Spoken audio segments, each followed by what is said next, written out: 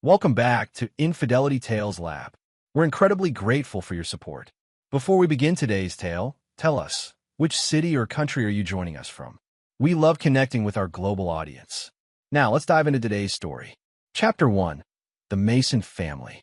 Jack Mason sat in his pickup truck outside the modest suburban home he'd purchased 7 years ago, reluctant to turn off the engine.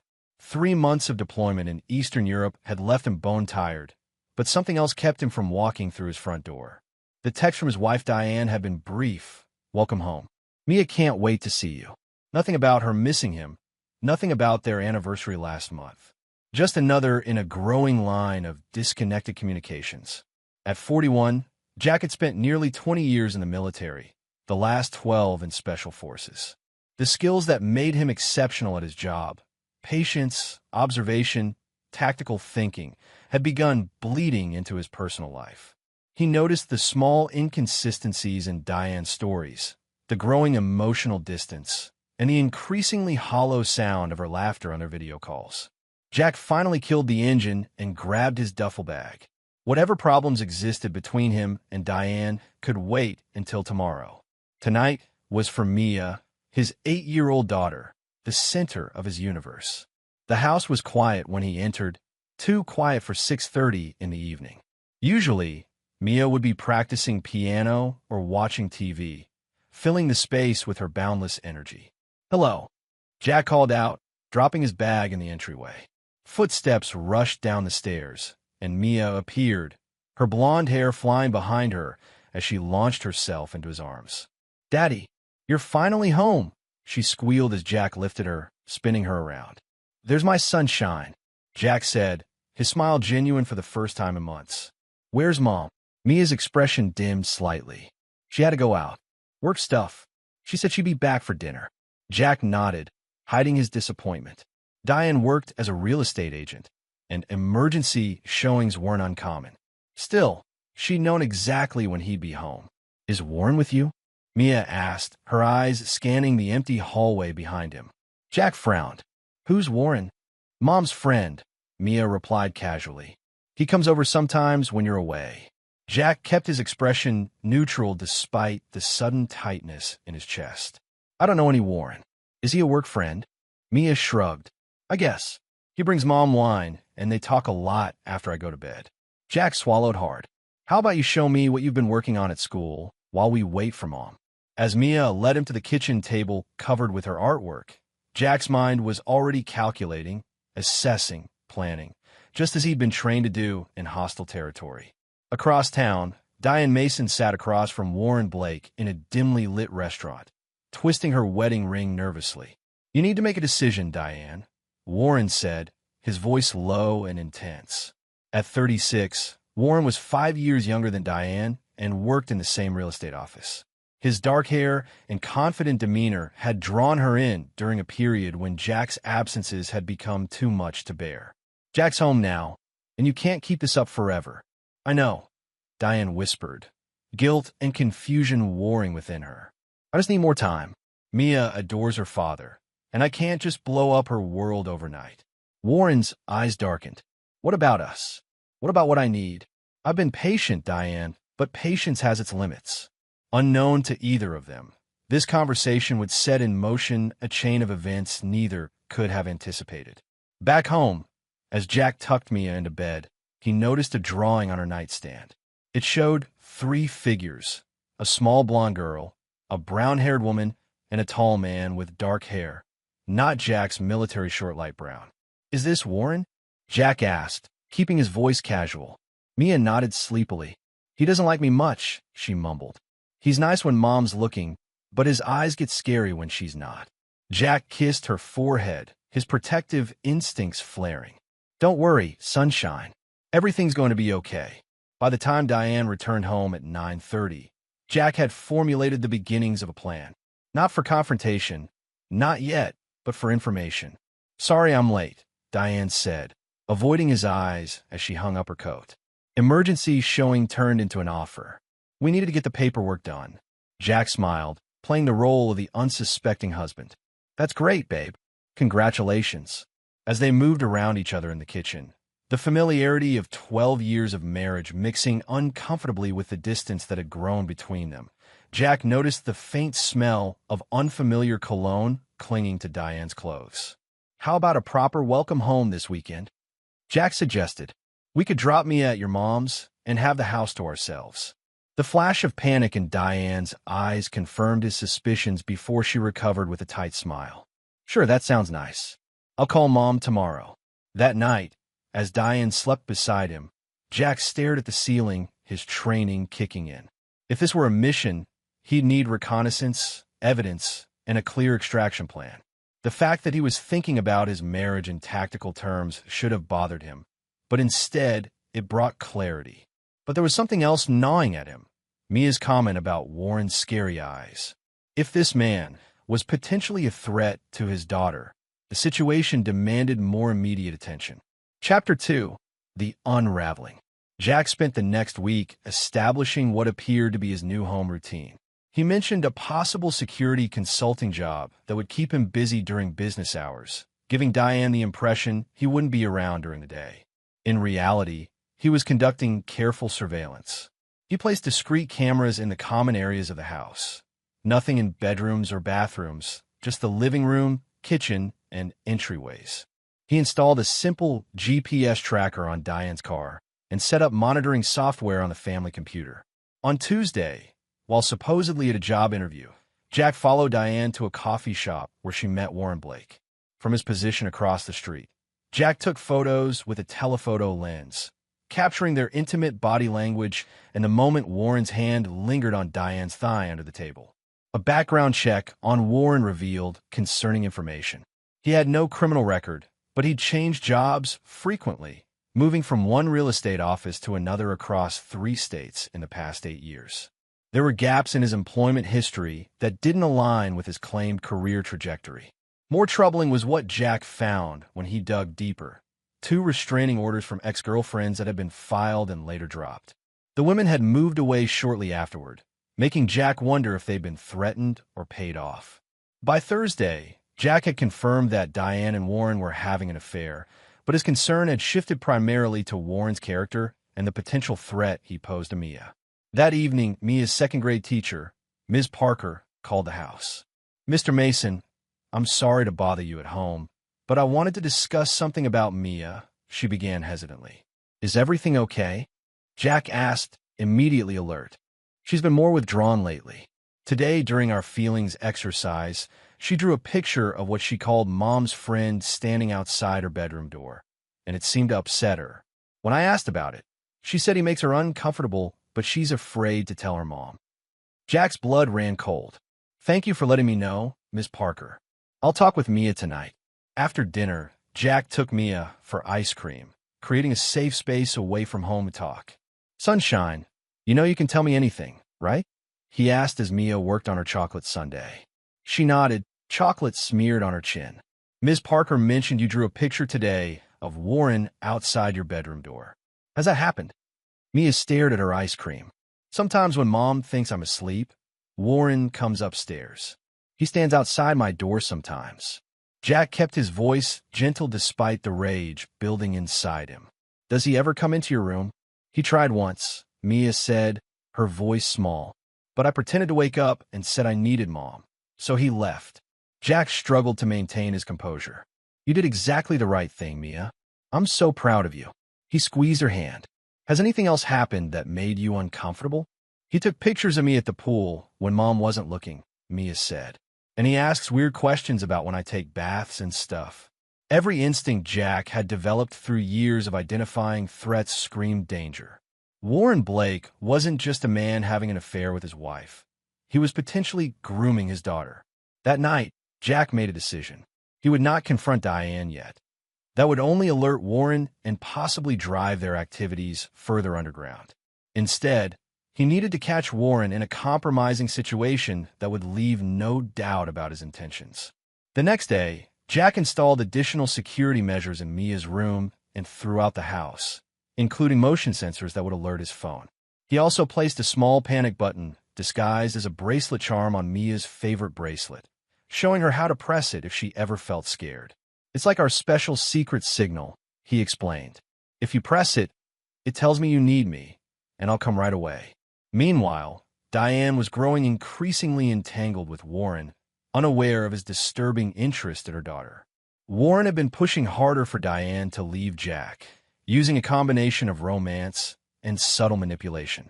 He's going to be deployed again eventually, Warren argued during one of their rendezvous at his apartment.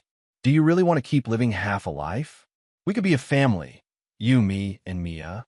The mention of Mia sent an uncomfortable chill through Diane, though she couldn't pinpoint why. Something about Warren's tone when he talked about her daughter had started to feel off, but she dismissed it as her own guilt clouding her judgment. I just need to find the right time, Diane insisted. Jack deserves better than having this conversation when he's just returned home. Warren's smile didn't reach his eyes. Of course, take your time. But remember, I won't wait forever. What Diane didn't know was that Warren had already begun making plans of his own. Plans that involved not just her, but Mia as well. Chapter 3. Dangerous Intentions. Sunday morning brought unexpected news. Diane's mother had fallen and needed surgery, requiring Diane to drive to Columbus to help. Jack offered to go with her, but she insisted he stay with Mia. It's nothing serious, just a broken wrist, Diane explained hurriedly as she packed an overnight bag. Mom just needs help with the paperwork and getting settled after the outpatient procedure. I'll be back tomorrow afternoon. Jack nodded, suspecting this might be a fabricated emergency to create time with Warren, but not wanting to tip his hand. Give your mom our love. After Diane left, Jack took Mia to the park, then for pizza, creating a normal, enjoyable father-daughter day. That evening, as he was helping Mia with her bath, his phone buzzed with a notification from one of the security cameras. Someone was approaching the front door. Jack checked the feed to see Warren Blake standing on his porch, looking nervously over his shoulder before using a key to unlock the front door. Jack's jaw clenched. Diane had given her lover a key to their home. Mia, remember that bracelet I gave you? Jack said, keeping his voice casual despite the adrenaline starting to pump through his system. I need you to keep it on, even during your bath, okay? I have to check something downstairs, but I'll be right back. Jack quickly helped Mia finish her bath and get into her pajamas, then tucked her into bed with strict instructions to press the panic button if anyone other than him came into her room. He positioned himself in the master bedroom with his laptop, monitoring the security feeds as Warren moved through the house downstairs. Warren spent several minutes rummaging through Jack's office, photographing documents and searching drawers. Then, disturbingly, he moved to Mia's bedroom door, standing outside for long moments before slowly turning the handle. Jack was already moving, silent and fast as he'd been trained. As Warren pushed Mia's door open, Jack came up behind him, wrapped an arm around his throat in a blood chokehold, and dragged him backward into the hallway. Make a sound, and I'll crush your windpipe, Jack whispered into Warren's ear as the man struggled. My daughter is sleeping, and you're going to tell me exactly what you're doing in my house. Jack dragged Warren downstairs and forced him into a chair in the kitchen, cable tying his wrist to the armrests. I have a key, Warren gasped once Jack released the chokehold. Diane gave it to me. We're together. I know about the affair, Jack said coldly. What I want to know is why you were entering my 8-year-old daughter's bedroom. Warren's eyes darted around, looking for an escape. I wasn't. I was just checking the house. Diane asked me to grab some things for her. In my daughter's bedroom? Jack leaned in close. The same daughter you've been photographing at the pool? The same one you ask about bath times. Fear flashed across Warren's face. She told you that? She's making things up. Kids do that. Jack's expression didn't change as he pulled out his phone and showed Warren footage from the hidden cameras. Warren standing outside Mia's room on previous occasions. Warren following Mia with his eyes when Diane wasn't looking. I've been watching you, Jack said, and I've done some digging. Those restraining orders in Denver and Phoenix? The women who suddenly moved away? I made some calls. They were both single mothers. Warren's face contorted with rage. You don't know anything. Diane doesn't love you anymore. She's leaving you for me. This isn't about Diane, Jack said, his voice deadly quiet. This is about my daughter. I want you to listen very carefully. You're going to leave this house and never contact my family again. I'm keeping all the evidence I've gathered, and if you ever come near Mia again, I'll make sure everyone knows exactly what kind of man you are." Warren laughed, an ugly sound. "Threats? Really? You think Diane will believe you over me? I've been her shoulder to cry on for months. You're nothing but a part-time husband who puts his military career above his family. By the time I'm done, you'll be lucky if you get supervised visitation with Mia." The threat to separate him from his daughter snapped something in Jack. His training had taught him to identify predators, and every instinct told him Warren Blake was dangerous, not just to his marriage, but to Mia. Before Jack could respond, his phone buzzed with an alert from Mia's panic button. His blood ran cold as he pulled up the security feed to see a clearly intoxicated Diane stumbling into Mia's bedroom, waking the girl and slurring something about packing a bag. Jack's world narrowed to a single focus, protecting his daughter.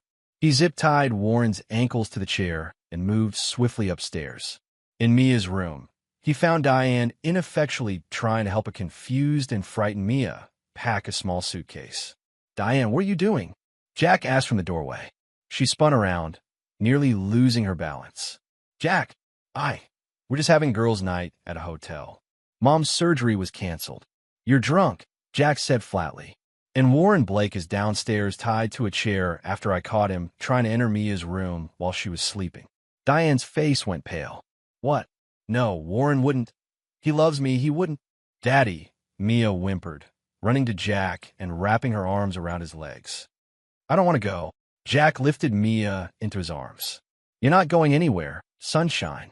Mom's not feeling well right now. You can't keep my daughter from me," Diane slurred, anger replacing shock. "Warren told me you might try something like this. He warned me you'd make up lies about him when you found out about us." Jack's jaw tightened. "This isn't about us, Diane. This is about Mia's safety. Warren has a history with single mothers. He's been watching Mia, photographing her, asking about her bath times. He was entering her room tonight while she was sleeping." "You're lying," Diane insisted, though doubt crept into her voice. "Let me talk to him." "Go ahead," Jack said, not moving from his protective stance in front of Mia. "He's in the kitchen, but Mia stays with me." Diane stumbled downstairs, Jack following at a distance with Mia still in his arms. When they reached the kitchen, the chair was empty, cut zip ties on the floor. The back door stood open to the night. "See? You made the whole thing up," Diane accused, though her voice lacked conviction. Jack set Mia down behind him. "Check your phone," he said to Diane. "I sent you video clips while you were upstairs." Diane pulled out her phone, her hands shaking as she opened her messages. Jack had sent her footage of Warren standing outside Mia's room on multiple occasions, along with clips of her daughter's teacher discussing Mia's concerns. "This doesn't prove anything," Diane whispered, but the blood had drained from her face. Before Jack could respond, the lights in the house suddenly went out. Then came the sound of breaking glass from the living room, followed by heavy footsteps. "Get behind me," Jack ordered, pushing both Diane and Mia toward the pantry. "Lock yourselves in and call 911. Warren's voice came from the darkness of the living room. "You think you're so smart, don't you, Jack? Special Forces tough guy, but I've dealt with men like you before." Jack moved silently through the kitchen, his eyes already adjusted to the darkness. His training kicked in automatically: assess threats, control the environment, protect the innocent. The faint gleam of metal caught Jack's eye. Warren had returned with a weapon, likely a knife. "You should have just let her go," Warren continued, moving through the dark house. "We could have worked out a custody arrangement. But now I'll have to handle things differently." Jack positioned himself near the entrance to the living room, listening intently as Warren moved closer. The man was broadcasting his location with every word, every footstep. "Amateur." As Warren stepped into the kitchen, Jack struck. A quick blow to the wrist sent the knife clattering across the tile floor. Warren responded with surprising strength, tackling Jack against the counter.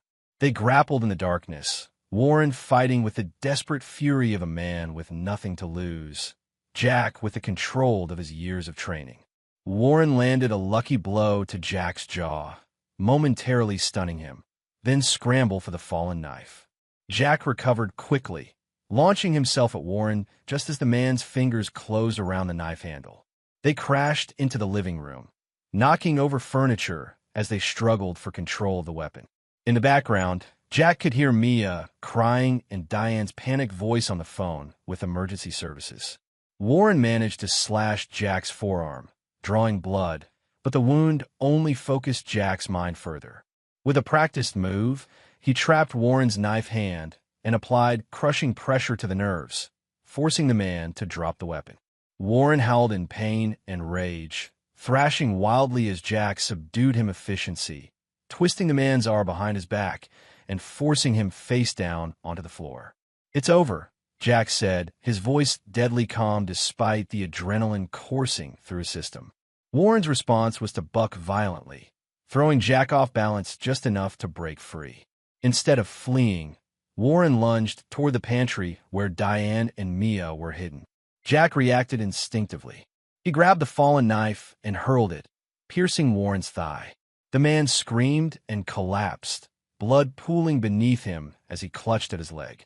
Flashing lights appeared outside as police cars pulled up to the house. Jack kept pressure on Warren, ensuring he couldn't move until officers burst through the door with weapons drawn. "He broke in with a knife," Jack explained calmly as officers secured the scene. "My wife and daughter are in the pantry. The man is injured but stable." As paramedics treated Warren and the police took statements, Jack held a trembling Mia while Diane sat shell-shocked on the couch. The officers found Warren's phone, which contained disturbing photos of Mia and other children, immediately elevating the case to a potential sex crimes investigation. Later that night, as Mia finally slept with Diane watching over her, Jack sat with Detective Reynolds in the kitchen. "He won't be a threat to your family anymore," Reynolds assured him. "The evidence on his phone alone is enough to put him away for a long time. And with the attack tonight, attempted assault with a deadly weapon adds more years." Jack nodded tiredly. "What about my wife? Will she face charges for bringing him into our home?" Reynolds sighed. "Based on statements, including hers, she appears to have been manipulated. She's cooperating fully, admitted to the affair, but insists she had no knowledge of his interest in your daughter. Unless evidence suggests otherwise, she likely won't face criminal charges." After the detective left, Jack found Diane sitting on their bed, eyes red from crying. "I didn't know," she whispered. "I swear I didn't know what he was. How he was looking at Mia." Jack stood in the doorway, emotional exhaustion competing with the physical toll of the fight. "Would you have believed me if I'd told you my suspicions earlier? Or would you have dismissed it as jealousy?" Diane couldn't meet his eyes. "I don't know. That's the problem," Jack said quietly. "You put our daughter in danger because you weren't paying attention, because you wanted to believe the best about him." "I'll never forgive myself," Diane said, fresh tears tracking down her face. "And I don't expect you to forgive me either." Jack looked at his wife, this woman he had loved for 12 years, the mother of his child, and felt nothing but a hollow ache. "Right now, all that matters is keeping Mia safe and helping her heal from this," he said. "Everything else can wait." As he left the room to check on his daughter one more time, Jack knew that while the immediate danger had passed, the real challenge was just beginning. Rebuilding trust, if that was even possible, would be far harder than subduing Warren Blake.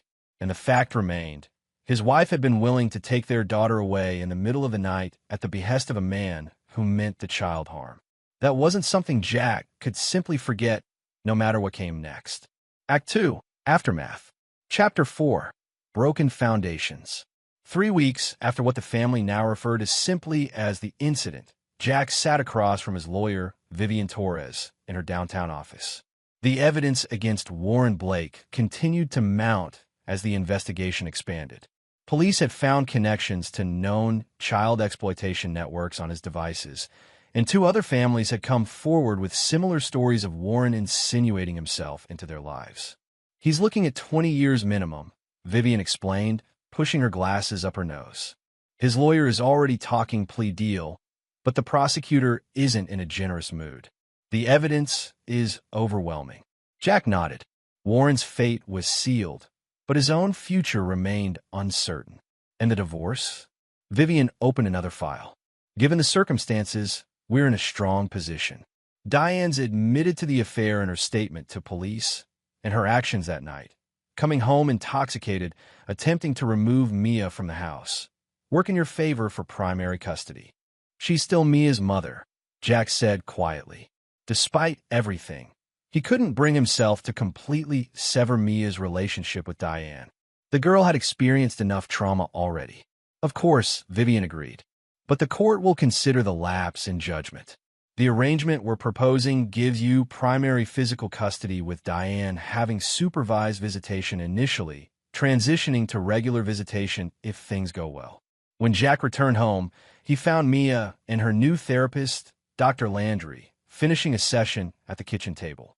The child psychologist had been working with Mia twice weekly since the attack, helping her process the confusing and frightening events. She's doing remarkably well, Dr. Landry told Jack privately after Mia went upstairs to play. Children are resilient, especially when they have a secure attachment figure they can trust, which she clearly has in you. What about her relationship with Diane? Jack asked, keeping his voice low.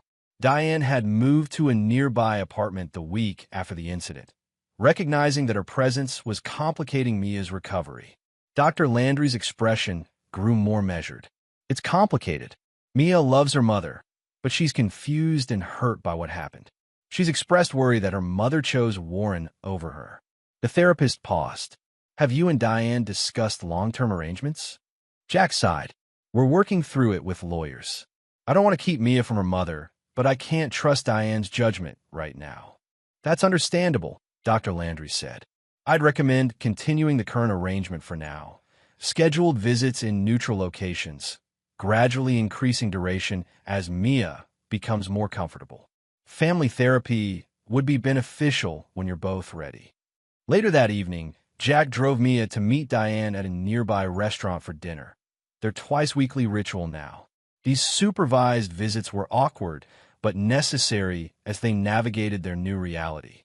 As Jack watched Mia and Diane interact over pizza, he noticed how Diane seemed almost afraid to touch her daughter, maintaining a physical distance that hadn't existed before.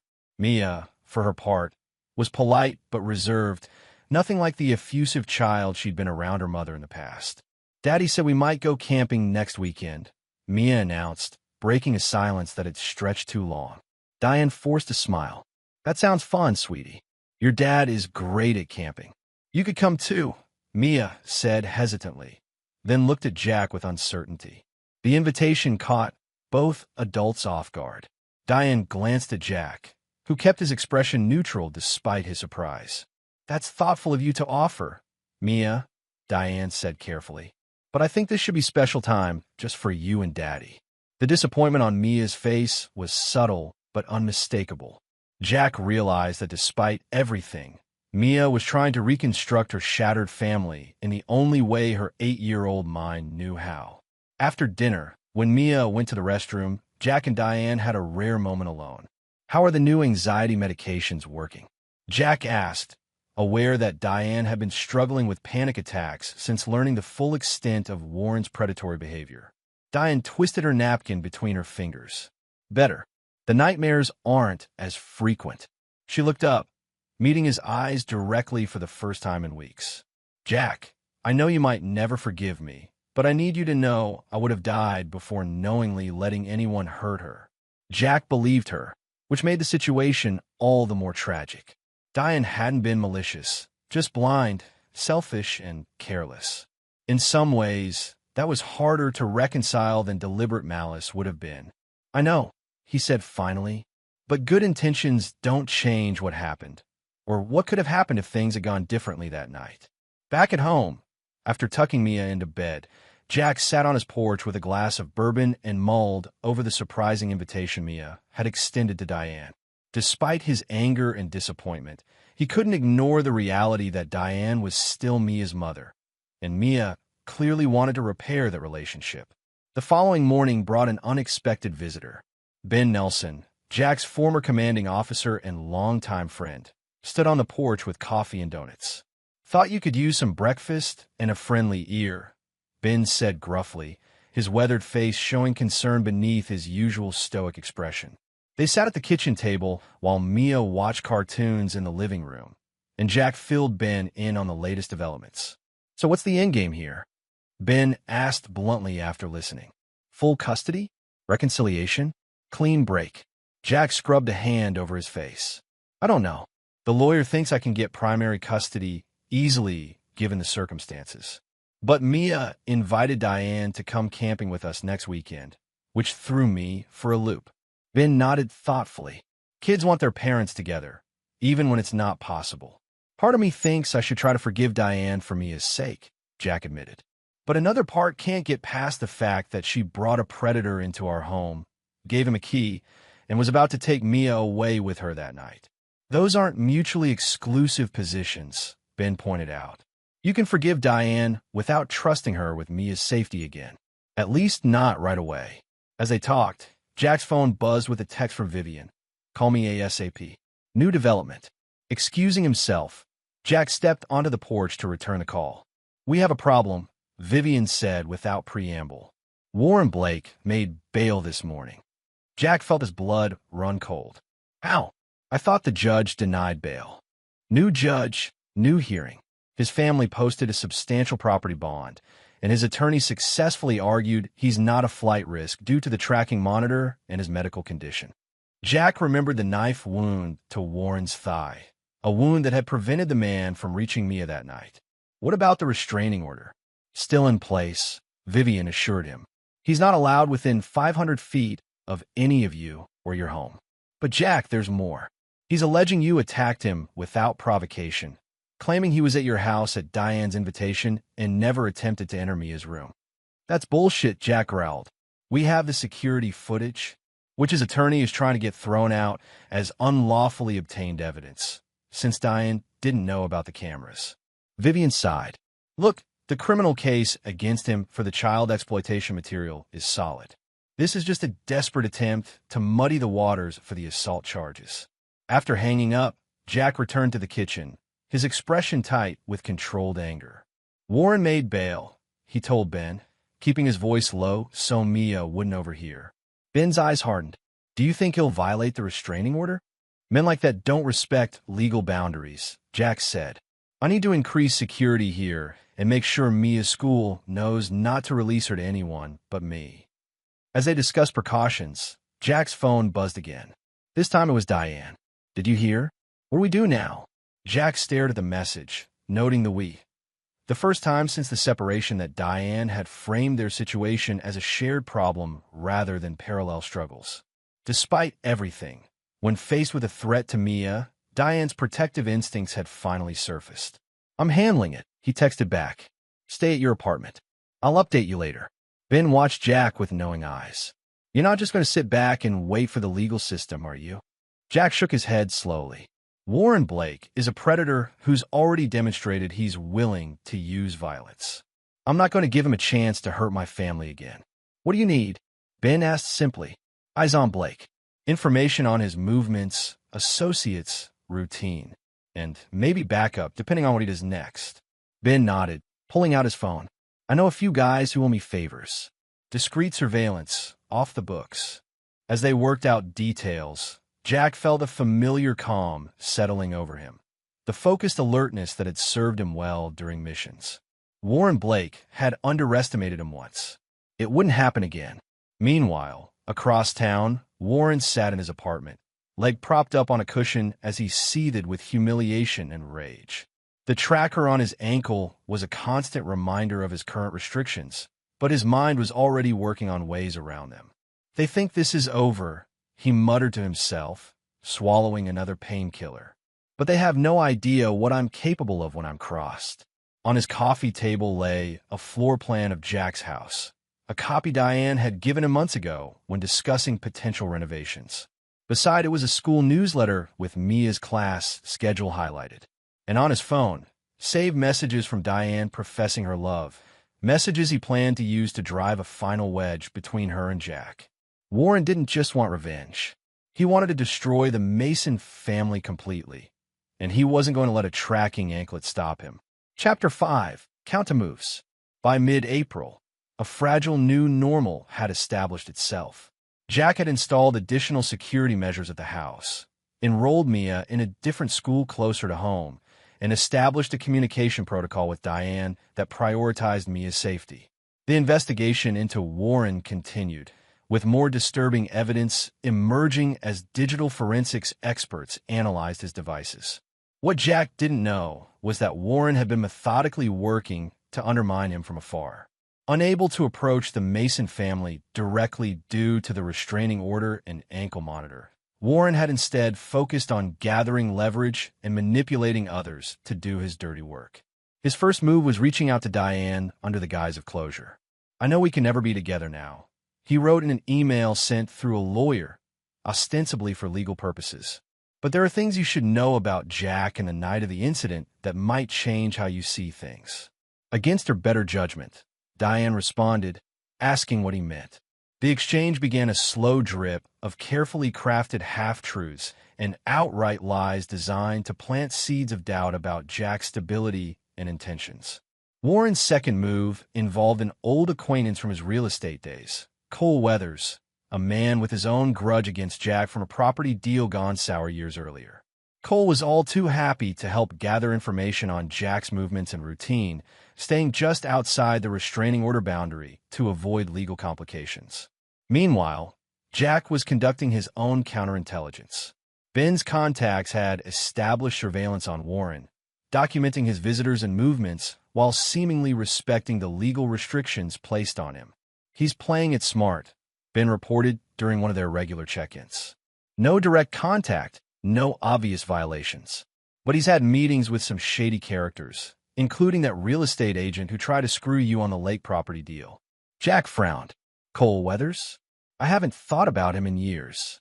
"Well, he's thinking about you," Ben replied. "He's been watching your house from just beyond the property line. Not close enough to violate any orders, but definitely surveillance." This information prompted Jack to adjust his security measures and vary his routines. He also decided it was time to bring Diane more fully into the loop. They met at a neutral location, a park where Mia could play on the playground while they talked privately on a nearby bench. "Warren's been contacting me," Diane admitted after Jack explained his concerns. "Through his lawyer, supposedly for case-related issues, but the messages always contain personal elements. Subtle things about you, about us."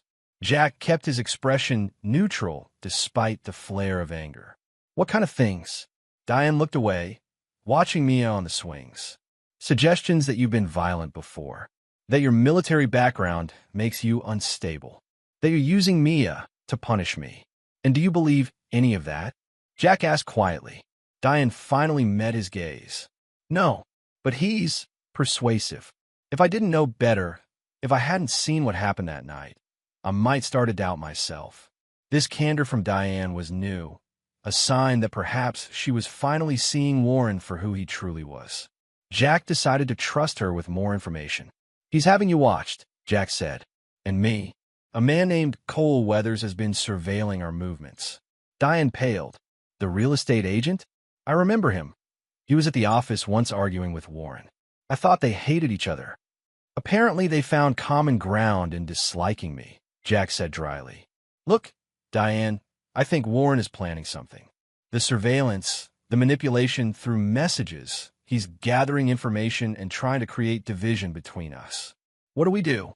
Diane asked, fear evident in her voice. "First, we present a united front where Mia is concerned," Jack said firmly. "No matter what happens between us, we need to agree that her safety comes first. Second, document everything, every message, unusual encounter, car that passes your apartment too many times." As they talked, Jack's phone buzzed with a text from Ben. "Blake's tracker shows him at home, but my guy swears he just saw him at the mall. Could be equipment malfunction or something worse." Jack's instincts immediately sharpened. If Warren had found a way to circumvent his monitoring, the threat level had just escalated significantly. "I need to get Mia home," he told Diane, showing her the message. "If he's figured out how to fool the ankle monitor, none of the legal protections mean anything." Diane's face hardened with resolve. "I'm coming with you. If he's coming after Mia, I want to be there." Jack hesitated only briefly before nodding. Having Diane at the house would be complicated emotionally, but it made tactical sense to have another adult watching over Mia.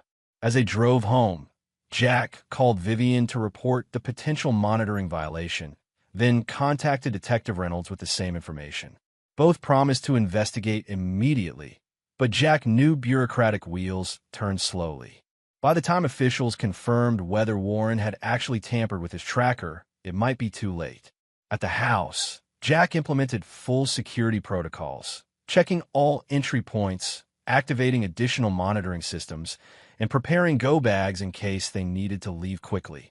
Diane watched with a mixture of awe and dismay as Jack efficiently transformed their family home into what essentially amounted to a fortress. "Has it been like this the whole time?" she asked quietly as Jack checked the reinforcements on the back door. "Pretty much," Jack admitted. "I didn't want to scare Mia, so most of it is subtle, but yes." Diane looked stricken. "I had no idea. I thought maybe you were being paranoid." "It's not paranoia when the threat is real," Jack said without looking up from his work. That evening, as Mia slept upstairs with both her panic button bracelet and a new motion-detecting baby monitor, Jack and Diane sat in the kitchen reviewing the security footage from the past week. "There," Jack said, pointing to a car that had passed the house multiple times. "That's Cole's Audi. He's been mapping our patterns, probably reporting back to Warren." Diane shook her head in disbelief. "I can't believe I fell for Warren's act."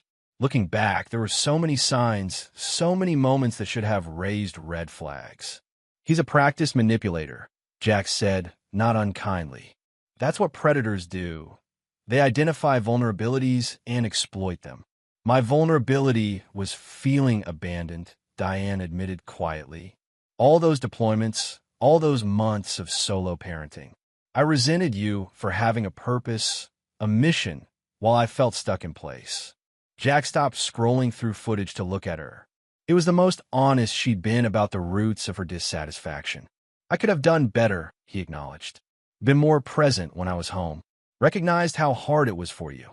This moment of mutual recognition, of shared responsibility for the breakdown of their marriage, didn't erase what had happened, but it created a small bridge of understanding between them. The moment was interrupted by Jack's phone ringing. "Ben." "Blake's not at his apartment," Ben said without preamble. "The tracker is there, but he's removed it somehow.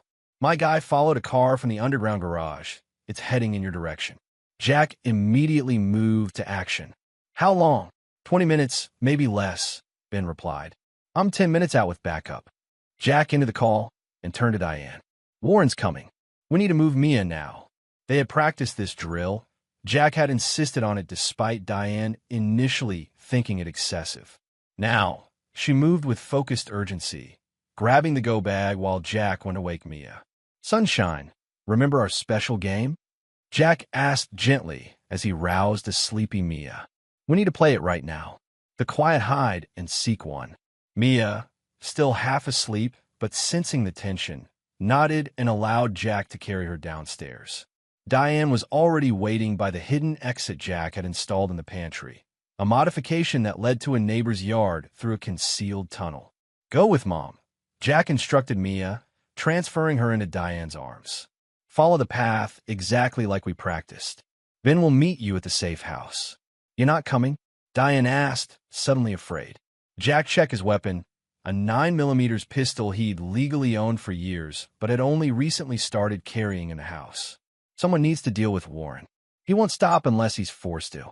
"Jack, don't," Diane pleaded. "Let the police handle it. Come with us." "The police won't get here in time," Jack said grimly. "And I'm not running while he's free to keep pursuing us. Go, now." As Diane reluctantly carried Mia through the concealed exit, Jack positioned himself in the darkened living room with a clear view of both the front and back entrances. He sent a quick text to Detective Reynolds with his suspicions about Warren's imminent arrival, then settled in to wait. He didn't have to wait long. 15 minutes later, a car pulled up half a block away, lights off.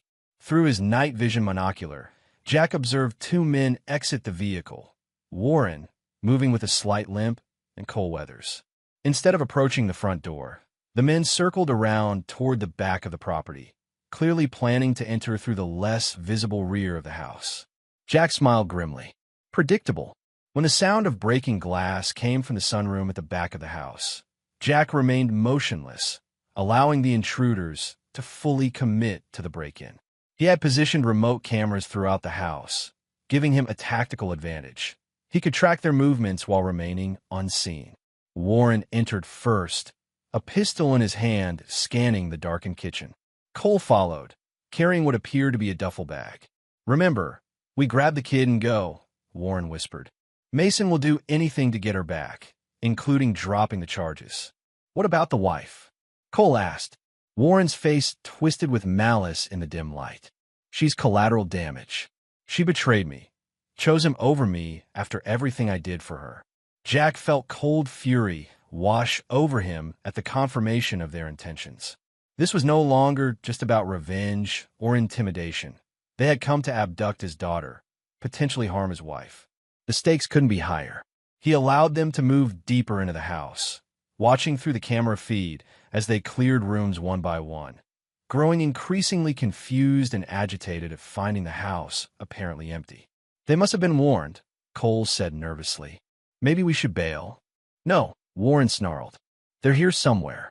The car's still in the garage, and Mason wouldn't leave it if they were running." As they approached the living room where Jack waited, he sent a final text to Ben. "Two armed intruders. Hostile intent confirmed. Engaging." Then he stepped out from behind his position, weapon raised. "Police are on their way, Warren. Put the gun down." Warren spun around, firing wildly in Jack's direction. The shot went wide, embedding itself in the wall as Jack dove for cover behind a heavy oak cabinet. "You're dead, Mason," Warren shouted, his voice unhinged with rage. "Then I'm going to find your precious daughter and finish what I started." The explicit threat eliminated any hesitation Jack might have felt. Warren Blake had just confirmed his worst intentions toward Mia, intentions Jack had suspected from beginning. Cole, apparently realizing he'd gotten in over his head, made a break for the back door. Jack let him go, focusing on the more dangerous threat. Warren was moving through the room, using furniture as cover as he worked his way toward Jack's position. "Did Diane tell you about all the times she cried on my shoulder?" Warren taunted, trying to provoke Jack into making a mistake. "How she said you were cold, absent, more married to the military than to her. How she wished she'd never had a child with you." Jack tuned out the provocations, focusing instead on Warren's movements, predicting his next position. When Warren paused to reload, Jack made his move, rolling to a new position that gave him a clear angle. "Drop it, Warren," Jack commanded. "Last chance." Warren responded by firing again, the bullet splintering inches from Jack's head. Jack returned fire, hitting Warren in the shoulder. The man screamed in pain and rage, but didn't drop his weapon, instead charging toward Jack's position with reckless abandon. In the split second before Warren rounded the cabinet, Jack made a tactical decision. He could retreat, possibly exposing himself to more danger, or he could stand his ground and potentially be forced to use lethal force. He chose a third option. As Warren appeared, Jack struck with stunning speed, disarming the man with a practiced move that sent the gun skittering across the floor. Warren, now weaponless but still dangerous, grappled with Jack, his face contorted with hatred. "I'll kill you," Warren gasped through gritted teeth, blood from a shoulder wound soaking his shirt. "Then I'll find them. You can't protect them forever." They struggled across the room, crashing into furniture. Despite his wound, Warren fought with the desperate strength of a cornered animal. He managed to grab a heavy crystal vase from a side table and smashed it against Jack's temple, momentarily stunning him. As Jack's vision swam, Warren staggered toward his fallen gun. Jack forced himself to focus through the pain, launching himself at Warren's legs in a tackle that sent them both crashing into the living room's large picture window. The glass shattered under their combined weight, and they tumbled onto the front lawn in a shower of broken shards. Warren landed badly, a large piece of glass slicing deep into his thigh. Ironically, the same leg Jack had wounded during their previous encounter. The man screamed in agony as blood pulsed from the severed artery. Jack, dazed but conscious, immediately applied pressure to the wound, instinctively working to save the life of the man who had just tried to kill him. "Help is coming," Jack said grimly as Warren's face grew pale from blood loss. "You're going to live to stand trial." Warren's eyes burned with hatred even as shock began to set in. "You think this is over? There are others who understand what needs to be done with girls like Mia." The implication sent ice through Jack's veins, but before he could respond, sirens wailed in the distance and headlights swept across the lawn as multiple vehicles converged on the house. Detective Reynolds was first on the scene, weapon drawn until he assessed the situation. Paramedics rushed to stabilize Warren, while officers secured the perimeter and began gathering evidence of the break-in. "We got your texts," Reynolds told Jack as a medic cleaned the gash on his temple. "Tracked Blake's ankle monitor, found it attached to his cat. He's looking at significant additional charges now. Attempted kidnapping, assault with a deadly weapon, violation of restraining order." Jack nodded tiredly. "There's more." He implied he's connected to others with similar interests. "A network." Reynolds' expression darkened. "We'll dig into it. Based on what we've already found on his devices, it wouldn't surprise me." "Where are Diane and Mia?" "Safe house," Jack replied. "My former CO is with them." As the chaos of the crime scene investigation unfolded around him, Jack finally allowed himself to acknowledge the magnitude of what had just happened and what had nearly happened. Warren Blake had come to abduct his daughter, potentially harm his wife, and kill him. The man had been willing to destroy an entire family to satisfy his twisted desires and need for revenge. And most disturbing of all was his final implication, that he wasn't alone, that others like him existed who had taken an interest in Mia. The threat might not be over, even with Warren in custody. Jack pulled out his phone and called Ben. "We're secure," Ben reported. "Mia's asleep. Diane's a wreck, but holding it together. What's your status?" "Warren's in custody, heading to surgery," Jack reported. "I'm fine. Minor injuries. But Ben, this might be bigger than we thought. I need you to stay with them while I follow up on something." Despite his exhaustion and the lingering effects of the concussion, Jack knew he couldn't rest. Not yet. Warren's ominous words suggested a wider threat, one that might still be lurking even with the primary predator contained. As the ambulance carrying Warren pulled away and investigators continued processing the scene, Jack stood in the shattered remnants of his home, more determined than ever to uncover the full extent of the danger to his family, and to eliminate it, whatever the cost. Chapter 6: Deeper Currents. The attack at the Mason home made local headlines, with initial reports characterizing it as a home invasion gone wrong. Detective Reynolds, recognizing the sensitivity of the case, managed to keep Warren's specific interest in Mia out of the press, focusing instead on the restraining order violation and assault charges. Jack spent the night at the hospital being monitored for his concussion, against his wishes but at Reynolds' insistence. By morning, he learned that Warren had survived surgery but remained in critical condition under police guard. Cole Weathers had been apprehended trying to flee the city and was now cooperating with investigators in exchange for leniency.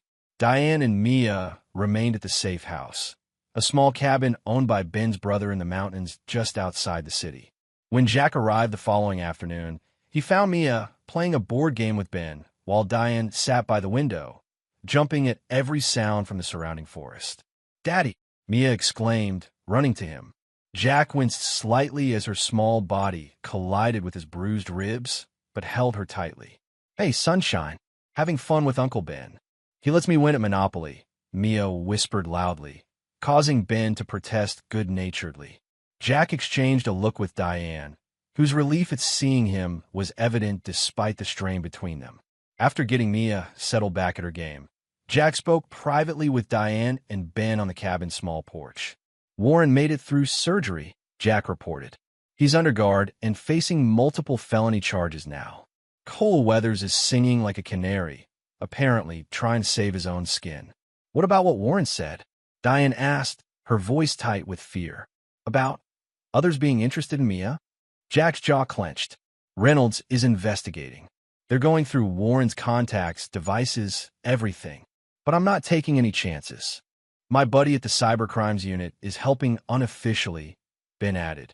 Preliminary examination of Warren's cloud accounts shows communication with several unknown users who share similar proclivities. Diane made a small, broken sound. How did I not see it? How could I have been so blind? Jack didn't answer the rhetorical question. Instead, he outlined their next steps. The house isn't safe right now. Too much damage and potentially compromised. I've arranged for a rental property under Ben's name while we figure out our next move. Our next move? Diane questioned, catching the pronoun. Jack met her gaze steadily. Warren's attack has changed things. There may be a bigger threat out there, one targeting our daughter. Whatever issues exist between us, we need to present a united front. Ben, sensing the need for the couple to talk privately, excused himself to check on Mia. Once alone, Diane turned to Jack with tears in her eyes. I keep thinking about what would have happened if you hadn't been so vigilant. If you hadn't noticed Warren's interest in Mia. If you hadn't installed those cameras. But I did, Jack said simply. And we stopped him. No, you stopped him, Diane corrected. I was part of the problem. She wiped at her tears angrily. I brought him into our lives.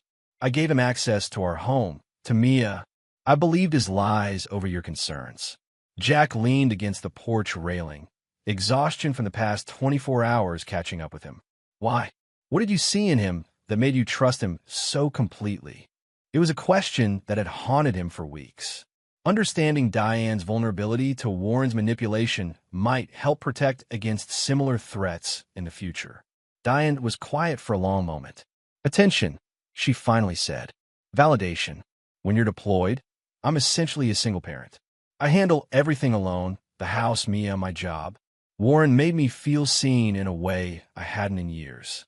He acted impressed by everything I managed on my own, while simultaneously making me feel it was okay to need help, to be vulnerable. She laughed bitterly. Of course, now I see he was just identifying weaknesses, creating dependence. Classic predator tactics. Jack absorbed this, recognizing painful truths on both sides. His military career had created gaps in their relationship, spaces where someone like Warren could insert himself. And Diane, feeling unseen and unappreciated, had been susceptible to the attention. For what it's worth, Jack said after a while, I've always been impressed by how you manage everything during deployments. I just didn't say it enough. A tentative truce formed in that moment. Not forgiveness or reconciliation, but a recognition of shared vulnerabilities and mistakes that had led them to this point. The conversation was interrupted by Jack's phone. It was Reynolds. We found something on Weathers' phone, the detective said without preamble. GPS coordinates for a cabin near Lake Marshall. According to Weathers, it's where Warren was planning to take Mia. Jack's blood ran cold. Have you checked it out? Team's on the way now. But Jack, there's more. Weathers claims Warren talked about associates who would be meeting them there. He says he thought it was just buyer clients for a property showing, but given what we know now, I want to see it, Jack said immediately. Absolutely not, Reynolds replied firmly. This is an active investigation, and you're a material witness. Stay with your family. I'll update you as soon as we know more. After hanging up, Jack relayed the information to Diane, who looked physically ill at the implications. We need to get Mia further away, she whispered. Maybe my sister's place in Oregon? Jack shook his head. Running won't solve this. If there really is a network involved, they could have resources beyond what we imagine. Our best bet is to stay close to the investigation, help identify everyone involved, and make sure they're all apprehended. Their discussion was interrupted by Ben, who stepped onto the porch with a concerned expression. Jack, Mia's asking about going home. She wants to know when things will be normal again. The simple question from an 8-year-old perspective highlighted the cruel reality they faced. Normal might never return, not in the way Mia remembered it. Tell her we're having a special vacation for a while, Jack suggested after a moment's thought. That we'll be staying in a new house for a bit, because ours needs some repairs. Ben nodded and returned inside, leaving Jack and Diane to confront the uncertainty of their future. What happens when this is over? Diane asked quietly. With us? With custody arrangements? It was the question that had hovered between them since the separation, now complicated by recent events. I don't know, Jack admitted. A week ago, I would have said we proceed with the divorce, establish a custody schedule, move on separately. But now, there's a threat to Mia that changes everything, Diane finished for him. Jack nodded, then added something he hadn't planned to say. And you've changed too. The Diane from 3 weeks ago wouldn't have accepted Warren's true nature so completely. Wouldn't have been so focused on Mia's safety above everything else. It wasn't forgiveness, exactly, but it was an acknowledgement of growth, of Diane's eyes finally being open to the danger she had unwittingly invited into their lives. I'll never make that mistake again, Diane said with quiet intensity. I'll never trust anyone around Mia without absolute certainty they mean her no harm. It was the kind of protective instinct Jack had been waiting to see from her, late in coming, but perhaps not too late for their daughter's well-being. Later that evening, as Mia slept in the cabin's small second bedroom, Jack received another call from Reynolds. We raided the cabin, the detective reported, his voice grim. Found evidence consistent with child trafficking preparations, restraints sized for children, sedatives, fake identification documents. But no people, place was deserted. They were tipped off, Jack included. Appears that way. But we did find something else, a laptop hidden in a ventilation duct. Cyber team is working on it now. But preliminary findings suggest communication with at least 3 other individuals regarding plans for that location. The implications were clear. Warren wasn't working alone, and his associates were still out there. We're moving the family to a secure location tomorrow, Jack informed Reynolds. Ben's arranged it through unofficial channels. Reynolds didn't bother arguing against this breach of protocol. Keep me updated on your location. And Jack, watch your back. If these people are as organized as they appear to be, they won't appreciate you disrupting their operation. After ending the call, Jack stepped outside for fresh air, trying to process the escalating situation. What had begun as a betrayal by his wife had evolved into something far more sinister, a glimpse into a dark network that trafficked in the exploitation of children. And, somehow, his family had become entangled in it. Ben joined him a few minutes later, handing him a mug of coffee laced with bourbon. Reynolds called me too, Ben said. Filled me in on the cabin. Jack took a long swallow of the spiked coffee. This is bigger than we thought. Always was, Ben replied. Men like Warren don't operate in isolation. They find each other, protect each other. And now they know we've identified one of them, Jack said. Which means Mia isn't just a target of opportunity anymore. She's a liability. A witness who could identify Warren. Ben's expression was grave. You really think they'd come after an 8-year-old to silence her? People who traffic children are capable of anything, Jack said flatly. And Warren knows Mia could identify him, could testify about his behavior around her. The implications hung heavily in the night air. Their enemy wasn't just Warren Blake anymore. It was an unknown number of individuals with similar intentions, potentially with resources and connections they couldn't yet identify. The rental property is secure, Ben assured him. Former military owns it, off the grid, no digital footprint. We'll move you tomorrow. Set up communication protocols. Jack nodded gratefully. I need to make one stop first. Alone. Ben raised an eyebrow. That sounds like something I should talk you out of. Probably, Jack agreed. But you won't. The following morning, while Diane packed their meager belongings and Ben prepared Mia for the move with a game pretending they were spies on a secret mission, Jack drove to the hospital where Warren remained under guard. Using his military ID and a connection with the hospital's head of security, a former Marine, Jack gained access to Warren's room. The man lay handcuffed to the bed, tubes and monitors connecting him to various machines. His face was pale, his breathing shallow. Mason, Warren croaked when he saw Jack, fear briefly flashing across his features before being replaced with defiance. Come to finish the job? I came for information, Jack said, closing the door behind him. About your associates. The ones who are going to meet you at the cabin. Warren's lips twisted in a weak approximation of his former smirk. I have no idea what you're talking about. They abandoned you, Warren, Jack said, moving closer to the bed. Left you to take the fall while they disappeared. Police found the cabin, the preparations. It's over. Uncertainty flickered in Warren's eyes. I want a lawyer present for any discussion. This isn't an official interview, Jack said quietly. This is between you and me. One chance to do something right, to give me the information I need to protect my daughter from your friends. You can't touch me, Warren sneered, though his confidence appeared to be wavering. I'm in police custody. Anything happens to me, you're the obvious suspect. Jack smiled thinly. I'm not going to hurt you, Warren. I don't need to. He leaned closer. But I've spent 20 years in special forces. I've made contacts around the world, including in every major prison in this state. One phone call, and your life inside becomes difficult.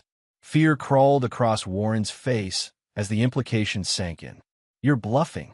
Maybe, Jack conceded. But ask yourself this. How much are these associates worth to you? The ones who left you bleeding and arrested while they disappeared. The ones who haven't sent a lawyer, haven't tried to contact you, haven't done anything to help. Warren's expression wavered, doubt replacing defiance. Jack pressed his advantage. They used you, Warren. You were the expendable one, the distraction. Give me names, give me locations, and I'll make sure Detective Reynolds knows you cooperated. It could mean the difference between regular population and protective custody. For a long moment, Warren seemed to be calculating his options. Finally, his shoulders slumped in defeat. There's a man, calls himself Anderson. I only met him in person once, but he's the one who approached me initially after seeing some content I'd shared online. He's connected, powerful, said he had clients with specific interests willing to pay premium prices. Jack kept his expression neutral despite the revulsion rising within him. Connected how? Politically, I think. He implied protection from high places. That's why I wasn't worried about the charges sticking. He promised intervention if I ever got into trouble. Warren laughed bitterly. Guess it was a lie. Where do I find him? Jack pressed. Warren hesitated, then seemed to make a decision. There's a private club downtown, the Cardinal's Nest. Members only, very exclusive. He conducts business from there. But you'll never get in without. I'll manage, Jack interrupted. What does he look like? Warren described a man in his 50s, distinguished, with silver hair and a scar along his jaw from a childhood accident. As Jack committed the details to memory, he realized he was getting a glimpse into a world few ever saw, a shadow network operating behind legitimate businesses and social connections. They'll kill you if you go after them, Warren warned, a strange mix of fear and satisfaction in his voice. They're not like me. They're organized, connected. They have people everywhere. So do I, Jack replied simply. He turned to leave, then paused at the door. One more thing. Was Mia specifically targeted, or was she just convenient because of your relationship with Diane? Pain flickered across Warren's face. Not physical, but something deeper. It started as convenience. But then Anderson saw her photo on my phone. He said she was premium merchandise, blonde, athletic, the right age. That's when it became more than just my personal interest. The confession, stark in its horror, confirmed Jack's worst fears. This hadn't been random. At some point, Mia had been specifically identified as a target by people beyond Warren. If you're lying to me, Jack said quietly, about any of this, I'll know. And I'll be back. Warren didn't respond, turning his face away as Jack left the room. Outside the hospital, Jack sat in his car for several minutes, processing what he'd learned. The threat was real, organized, and potentially far-reaching. Warren had been merely the visible edge of something much darker. He called Ben to relay the information, instructing him to reach out to trusted contacts for intelligence on the Cardinal's Nest and anyone matching Anderson's description. Then he called Reynolds, sharing everything except the implied threat he'd made to Warren. The detective sounded troubled by the new information. This goes beyond my jurisdiction if what he's saying is true, Reynolds admitted. I'll need to bring in federal resources, possibly FBI's Crimes Against Children unit. Do it, Jack agreed. But keep my family's location restricted to only those you absolutely trust. If this Anderson has connections like Warren claims, information could leak. After ending the call, Jack sat for a moment longer, steeling himself for what came next. The battle to protect Mia had expanded beyond a single predator to an organized network, one that had already identified his daughter as a target. As he started the car to return to the cabin, Jack felt a cold certainty settle over him. This wouldn't end with investigations and arrests. Some threats required more permanent solutions, and he was uniquely qualified to provide them. Act 3. Reckoning. Chapter 7. The Cardinal's Nest. The safe house Ben had arranged was a modernized farmhouse on 20 acres of land outside the city. Isolated without being conspicuous, it offered clear sight lines in all directions and multiple evacuation routes, perfect for a family needing both security and privacy. For Mia, the property was an adventure, a pond for swimming, woods for exploring, even a small stable with 2 gentle horses owned by the property's caretaker. The illusion of a vacation helped distract her from the reality of their situation, though she sometimes asked pointed questions that revealed her awareness that something was wrong. "Are the bad men still looking for us?" she asked Jack one evening as he tucked her into bed in the farmhouse's cozy second bedroom. Jack paused, considering how much truth an 8-year-old could handle. "Some of them might be," he finally answered, "but they don't know where we are, and we have lots of people helping keep us safe." Mia nodded solemnly. Like Uncle Ben and his friends with the big guns. Jack suppressed a smile. Ben's security team, former operators from various military branches, maintained a discreet but constant presence on the property. They kept their weapons concealed when Mia was around, but clearly not well enough. "Exactly like them," Jack agreed. "Now sleep tight, sunshine. Big day tomorrow." Tomorrow would indeed be significant, but not for the horseback riding lesson Mia anticipated.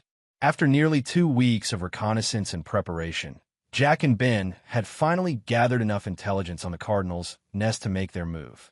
Downstairs, Diane sat with Ben and Jack's newest ally, Special Agent Leah Winters from the FBI's Crimes Against Children Unit. Reynolds had brought her in after reviewing the evidence from Warren's devices in the cabin, recognizing the case had expanded beyond local jurisdiction. "The club operates as a legitimate business on paper," Agent Winters explained, spreading photographs across the kitchen table.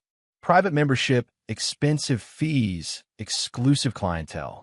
The owner is listed as Cardinal Enterprises, but it's a shell corporation registered in the Caymans." "And this Anderson?" Diane asked, studying the surveillance photos Ben's team had obtained. "Still working to confirm his identity," Winters admitted. "He uses various aliases, moves between circles that don't typically intersect. What we do know is that he's connected to at least 3 other cases involving trafficking and exploitation." Jack examined the photos thoughtfully. The man matched Warren's description, distinguished, silver-haired, with a distinctive scar along his jawline.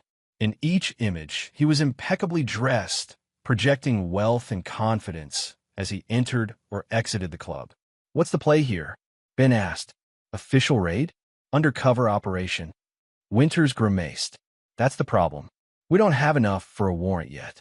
These types of operations are notoriously difficult to penetrate. They use rotating locations, encrypted communications, vetted members only. The club is just the visible front. So we create our own way in," Jack said, his mind already formulating a plan. "Whatever you're thinking, stop," Winters warned. "This is a federal investigation now. Civilian interference could jeopardize our chances of taking down the entire network." Jack met her gaze evenly. "With all due respect, Agent Winters, these people have specifically targeted my daughter. While you build your case, they remain active and dangerous. I'm not willing to sit back and hope your investigation moves faster than their operations." Tension filled the room as the professional and personal objectives clashed. Ben, ever the mediator, stepped in. "What if we work together?" he suggested. "Jack has resources and skills that could supplement your investigation, Agent Winters. Off the books, of course." Winters looked skeptical. "What kind of resources?" "I have contacts at the Cardinal's Nest," Jack revealed. "A former teammate works security there. Private contractor, not aware of what might be happening behind the scenes. He can get me in, make introductions." This was news to everyone in the room, including Ben. Jack had been conducting his own parallel investigation, reaching out to old networks while the FBI followed official channels. "That's extremely dangerous," Winters objected. if Anderson or his associates identify you as Mia's father. They won't, Jack assured her. I'll be using a cover identity my friend has already established, an out-of-town investor looking for exclusive opportunities. Anderson doesn't know what I look like. Diane, who had been quietly listening, finally spoke up. I don't like this. You're putting yourself directly in their path. Better me than them finding us here, Jack pointed out gently. Every day they operate freely is another day Mia remains at risk. The discussion continued late into the night, with Winters reluctantly agreeing to coordinate with Jack's infiltration attempt while maintaining plausible deniability for the Bureau. The plan was simple in concept, complex in execution.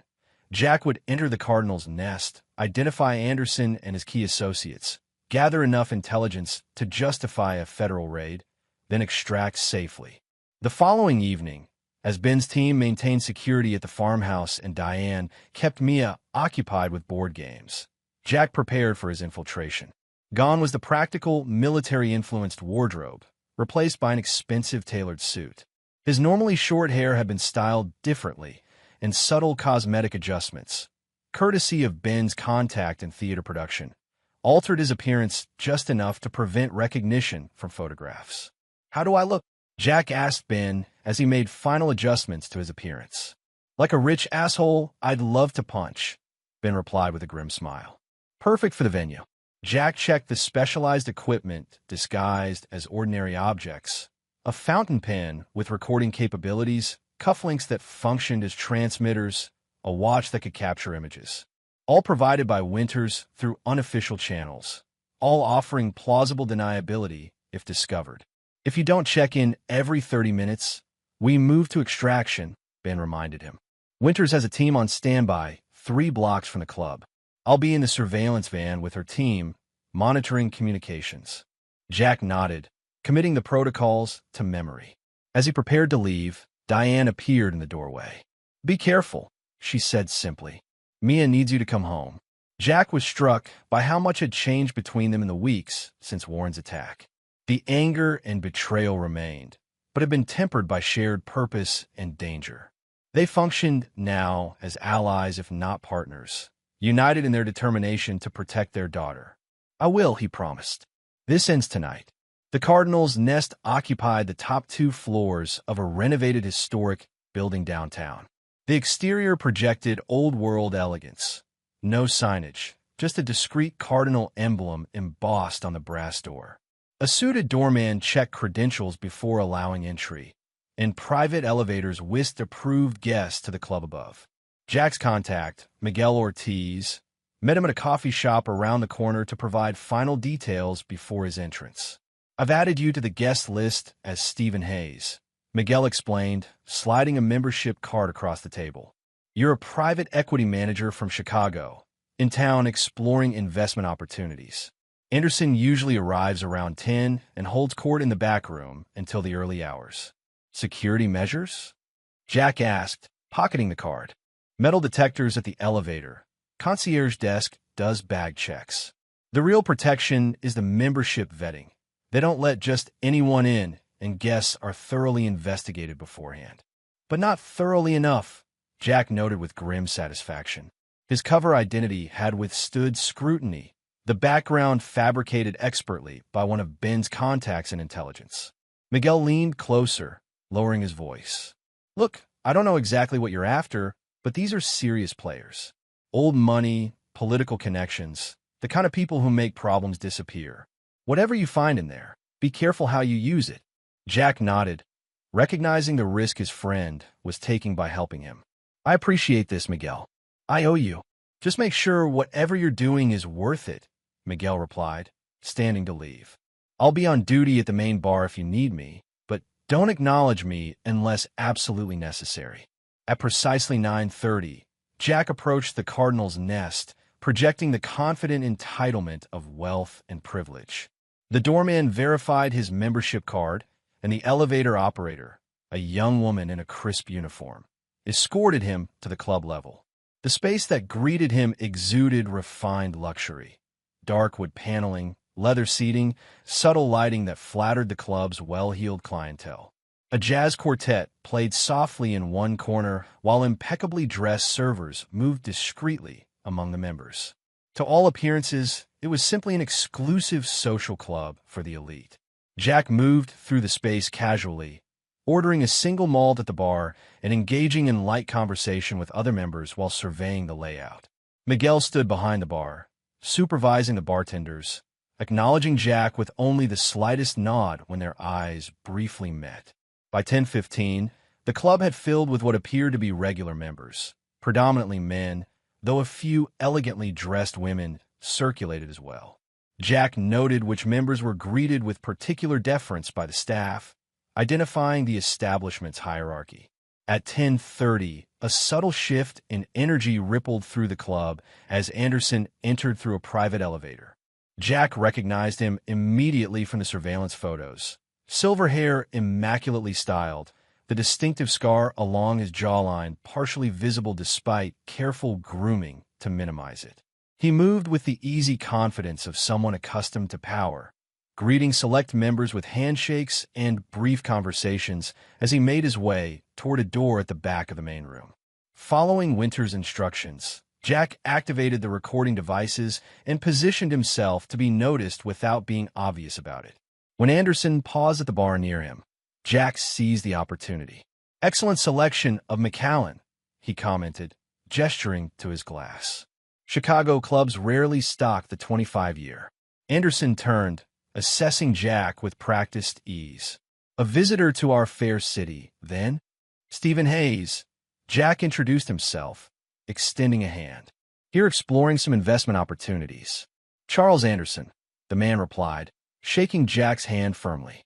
"What sort of investments interest you, Mr. Hayes?" "The exclusive kind," Jack answered with the slight smile they had rehearsed, suggestive without being explicit. "I find standard portfolios uninspiring. I prefer unique opportunities with significant returns." Anderson's expression remained pleasant, but his eyes sharpened with interest. "Many of our members share that philosophy. Perhaps you'd care to join some of us for a more private discussion? We occasionally review special opportunities not available to the general market." It was exactly the opening they had anticipated. Jack followed Anderson through the private door into a wood-paneled room where 4 other men sat around a table, drinks and cigars in hand. Jack recognized 2 from Winter's intelligence briefing, a state judge and a tech entrepreneur, both suspected of involvement in Anderson's network. The others were unknown, but their casual display of wealth spoke to significant resources. "Gentlemen, this is Stephen Hayes from Chicago," Anderson introduced him. "He's interested in our more exclusive investment opportunities." The next 2 hours unfolded precisely as Jack and Winters had hoped.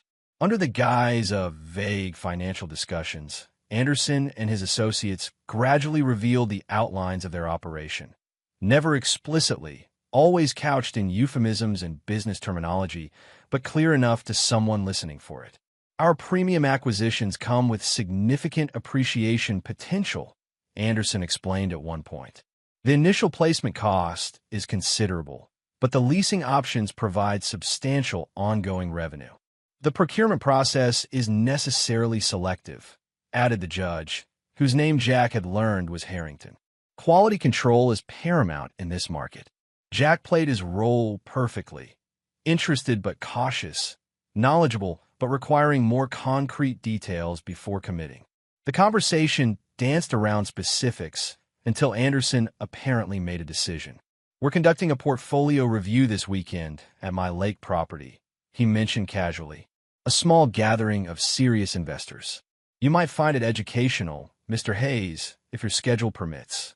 "I'd be honored," Jack replied, understanding the significance of the invitation. According to Winters, these gatherings were where the network's actual transactions occurred, where children were evaluated and essentially auctioned to investors. As the evening progressed, Jack gathered names, connections, and enough recorded conversations to justify the federal warrants Winters needed. When he excused himself to use the restroom, he transmitted the gathered intelligence to the surveillance team waiting nearby. "We've got what we need," Winters confirmed through the discreet earpiece. "Clear the building. Extraction team is ready at the south exit." But as Jack prepared to leave, a complication arose. The tech entrepreneur, Vance, according to earlier introductions, was studying him with increasing suspicion. "Hayes from Chicago," Vance mused. "Funny, I was just there last week meeting with all the major private equity firms. Don't recall your name coming up." Jack maintained his composure. "We maintain a deliberately low profile. Family office structure, private clients only." Vance nodded, but his eyes had narrowed. "Which building are you in?" "Michigan Avenue." Before Jack could respond, the door opened and a new arrival entered. Cole Weathers, looking nervous but determined as he scanned the room. His eyes widened upon seeing Jack, recognition immediate despite the cosmetic alterations. "That's him," Cole blurted. "That's Jack Mason, Mia's father." The room froze for a split second before erupting into controlled chaos.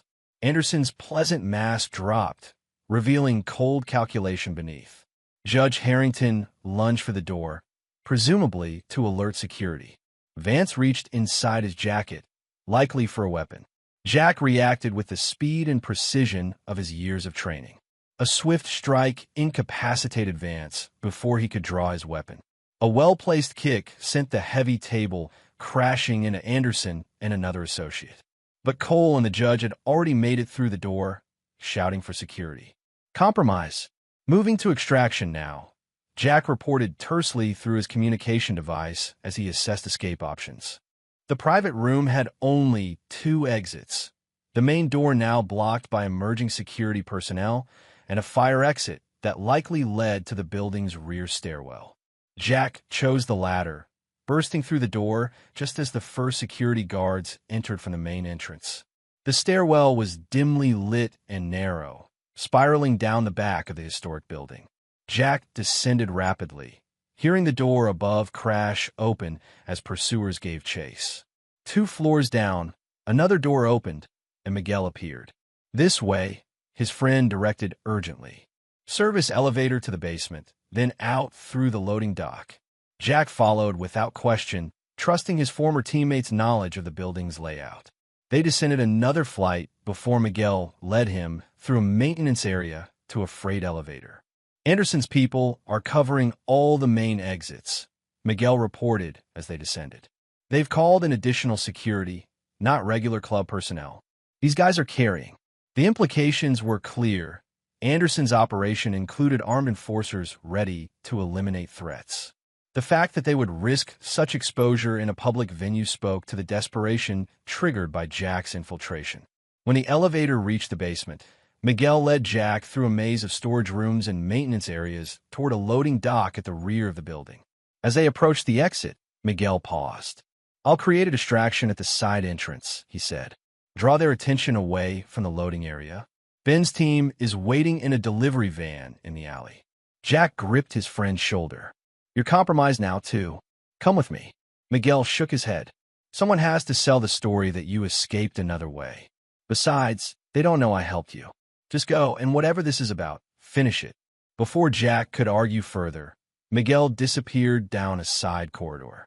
Moments later, the sound of breaking glass and shouting came from the direction he'd gone, the promised distraction.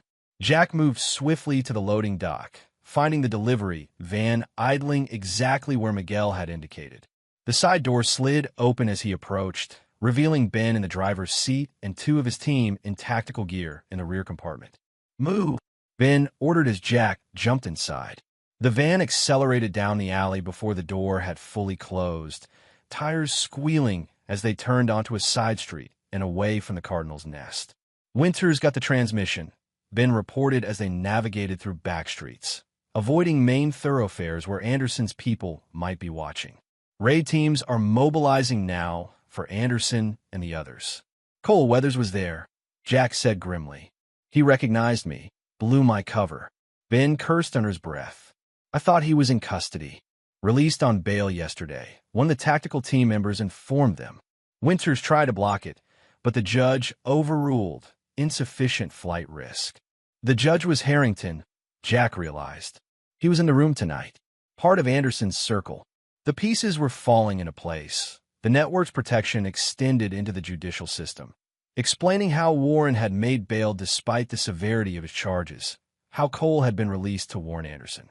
"We need to get back to the farmhouse," Jack said urgently.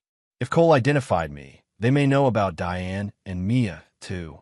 Ben was already changing course, accelerating as he contacted the security team at the safe house. After a tense moment, he relaxed slightly. "Perimeter is secure. No unusual activity. Diane and Mia are fine, watching a movie in the main room." Jack breathed a sigh of relief, but knew the danger had only escalated.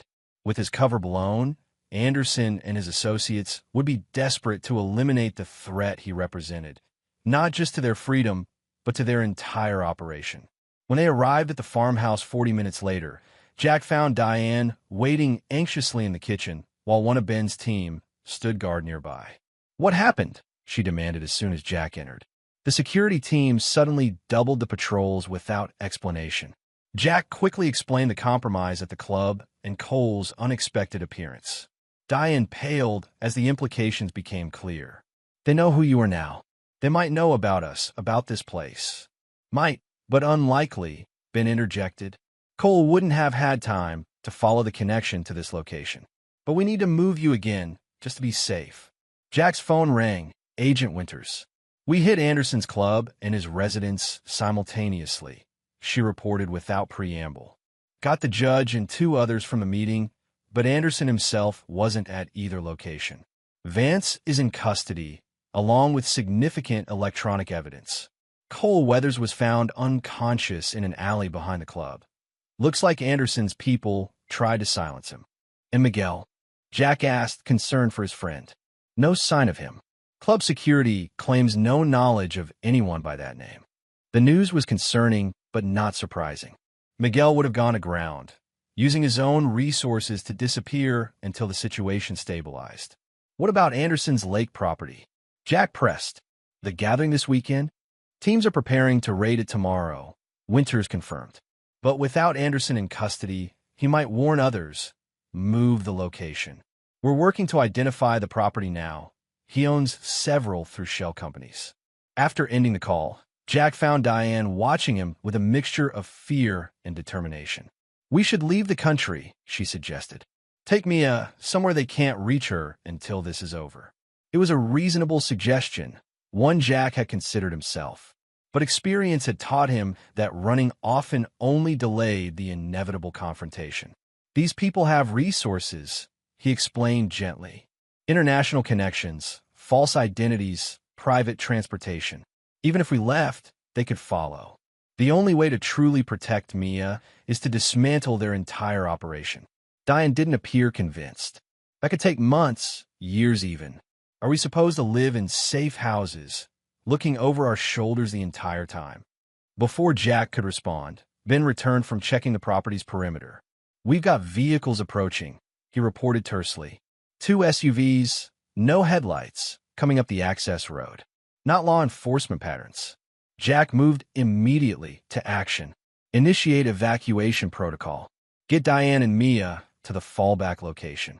While Ben coordinated with his team, Jack went to Mia's room, finding her asleep surrounded by stuffed animals. He gently woke her, keeping his voice calm despite the urgency. "Hey, sunshine, we need to go on another adventure," he said, helping her into a jacket. "Remember the special hiding game we practiced?" Mia nodded sleepily, recognizing the code phrase they'd established for emergency situations. "Is Mom coming too?" "Yes, she's getting the special backpacks right now. We need to be very quiet and very fast." "Okay." As Jack carried Mia downstairs, Ben's team had already mobilized, 2 operators escorting Diane to the tunnel entrance concealed in the barn, others taking defensive positions around the property. "Anderson?" Jack asked Ben as they moved swiftly through the house's rear exit. "Most likely," Ben confirmed grimly. 8 to 10 hostiles based on vehicle capacity. Well-equipped from what our perimeter sensors picked up, tactical gear, military-grade weapons. The implications were clear. This wasn't law enforcement or a simple intimidation attempt. Anderson had deployed a heavily armed team to eliminate threats to his operation. "Get them out," Jack ordered, handing Mia to Diane at the barn entrance. "I'll delay them here. Buy you time to reach the extraction point." "Jack, no. Diane protested, clutching Mia with one arm while reaching for him with the other. "Come with us. Someone needs to hold them off long enough for you to get clear," Jack explained, his voice gentle but firm. "Ben's team will protect you. I'll join you as soon as I can." The lie was necessary. Jack had no intention of following immediately. His priority was ensuring Anderson's team focused on him rather than pursuing Diane and Mia. "Daddy." Mia's voice was small, confused by the tension around her. Jack knelt to look his daughter in the eyes. "Be brave for me, sunshine. Go with Mom and Uncle Ben's friends. I'll find you soon, I promise." As Diane and Mia disappeared into the concealed tunnel with two of Ben's operators, Jack turned to his friend. "Get to the extraction point," he instructed. "If I'm not there in 30 minutes, implement the contingency plan. New identities, new location, completely off-grid." Ben gripped Jack's shoulder. "This is a suicide play. They outnumber us, they're well-equipped, and they're coming with intent to kill. I don't plan to die tonight," Jack assured him, checking his weapon. "But I do plan to end this. Get my family to safety, then call in every resource Winters has. I'm going to make sure Anderson is occupied enough that he can't escape the net this time." Reluctantly, Ben retreated with his remaining team, leaving Jack and two volunteers who had insisted on staying to delay the approaching threat. They positioned themselves strategically around the property, utilizing the security systems Jack had installed upon arrival. As the SUVs approached the final bend in the access road, Jack activated the first countermeasure, caltrops concealed in the gravel that shredded the vehicle's tires, bringing them to a halt several hundred yards from the house. Through night vision equipment, Jack observed armed men deploying from the disabled vehicles, moving in tactical formation toward the farmhouse. Their equipment and movement patterns confirmed Ben's assessment. These weren't ordinary criminals, but trained operators, likely ex-military or private security. Jack's earpiece crackled with a transmission from Ben. "Primary package secure. Moving to extraction. Secondary package reports federal response 15 minutes out." Relief flooded through Jack. Diane and Mia had reached the escape vehicle and were moving to the secondary safe location. Now he needed to keep Anderson's team occupied until federal reinforcements arrived. The first engagement came at the property's perimeter fence. One of Jack's volunteers triggered motion sensors, alerting them to approaching hostiles. A brief, intense exchange of gunfire followed, with the attackers quickly adjusting their approach to avoid the prepared defensive positions. "They're splitting up," reported the second volunteer, a former Army Ranger named Taylor. "Three moving toward the barn, others continuing toward the house." "I've got the barn," Jack decided, moving silently through the shadows toward the structure. If the attackers discovered the tunnel, they might determine the escape route. He reached the barn just as three figures in tactical gear breached the side entrance. Using the darkness to his advantage, Jack eliminated the first attacker with a precise shot, then engaged the remaining two in close-quarter combat as they returned fire. The exchange was brief but violent. Jack sustained a graze wound to his arm, but neutralized both attackers through superior training and familiarity with the environment. As he secured their weapons, he noted military-grade communications equipment and identification that confirmed his suspicions: private contractors, likely former special operations themselves. Before he could report this finding to Taylor, a new voice came over the attacker's radio: "Cool, controlled, undeniably Anderson. Team 2, status report. Have you secured the barn exit?" Jack made a split-second decision. Keying the radio, he mimicked the flat, professional tone of the contractors. "Barn secure. No sign of targets. Proceeding to house." There was a brief pause before Anderson replied, "Understood. Be advised, primary targets are female and child. Mason is secondary priority. Capture if possible, eliminate if necessary." The cold calculation in Anderson's voice as he ordered the capture of an 8-year-old child eliminated any remaining doubt about the man's nature. This wasn't just about silencing witnesses anymore. Anderson still intended to proceed with his original plan for Mia. Jack moved toward the house, where Taylor was engaged with the remaining attackers. Using the confusion of the firefight as cover, he circled behind the main assault team, identifying the command vehicle positioned just beyond the property line. Through thermal imaging, he could make out two figures inside. One clearly Anderson based on the physical profile, the other likely a driver or additional security. Both remained safely behind the front line, directing the assault without exposing themselves to danger. Jack's tactical training presented multiple options, but his decision was guided by a singular goal: ensuring Anderson could not escape again. Federal forces would arrive soon, but if Anderson slipped away in the confusion, Mia would never truly be safe. Moving with practiced stealth, Jack approached the command vehicle from the blind spot created by the surrounding trees. The driver was alert but focused on the action at the house, scanning but missing Jack's approach from the unexpected angle. When Jack reached the vehicle, he employed techniques honed through years of special operations: silent entry, immediate control. The driver had only a moment to register surprise before Jack subdued him with precise efficiency. Anderson, focused on communications with his assault team, didn't realize the threat until Jack was already inside the vehicle, weapon trained on him with unwavering precision. "This ends now," Jack said quietly, the cold fury in his voice more effective than any shout. Anderson's composure cracked only briefly before his practiced mask of control returned. "Mason, I should have anticipated your direct approach.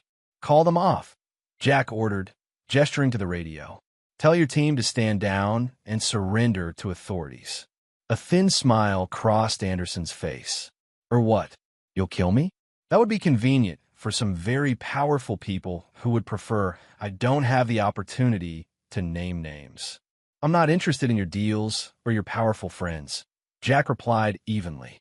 "My only concern is ensuring you never threaten my daughter again." Anderson's eyes narrowed calculatingly. "A noble sentiment. But you should know this goes far beyond me. The organization I represent has international reach, resources beyond what you can imagine. Even if I'm removed from the equation, others will step forward. Then I'll deal with them too," Jack said simply. Before Anderson could respond, the radio crackled with urgent reports: federal vehicles approaching, team members down, requests for extraction. The operation was collapsing around him, his carefully constructed network suddenly vulnerable. "You've no idea what you've done," Anderson said, his composed facade finally cracking to reveal the rage beneath. "The people I protect, the interests I serve, they don't forgive intervention." "Neither do I," Jack replied, unmoved by the threat. In the distance, sirens wailed as federal response teams finally arrived. Through the vehicle's windows, Jack could see the flashing lights of multiple vehicles converging on the property. Anderson's expression shifted subtly, calculation replacing anger as he assessed his dwindling options. "Perhaps we can reach an arrangement," he suggested, his tone modulating to one of reasonable negotiation. "My organization has resources that could benefit your family. Complete security, financial provision, a new identity beyond reach of any threat." The offer was as transparent as it was desperate, a final attempt to escape the consequences now bearing down on him. "The only arrangement I'm interested in," Jack said coldly, "is the one where you spend the rest of your life in a cell, unable to harm another child. And if that's not possible, I'll settle for ensuring you're no longer a threat by any means necessary." As federal agents surrounded the vehicle, Jack maintained his position, weapon trained on Anderson, until properly identified authorities took control of the situation. Only when Anderson was securely in federal custody did Jack finally lower his weapon, the adrenaline of combat giving way to bone-deep exhaustion. Agent Winters found him sitting on the bumper of an ambulance as paramedics treated his arm wound.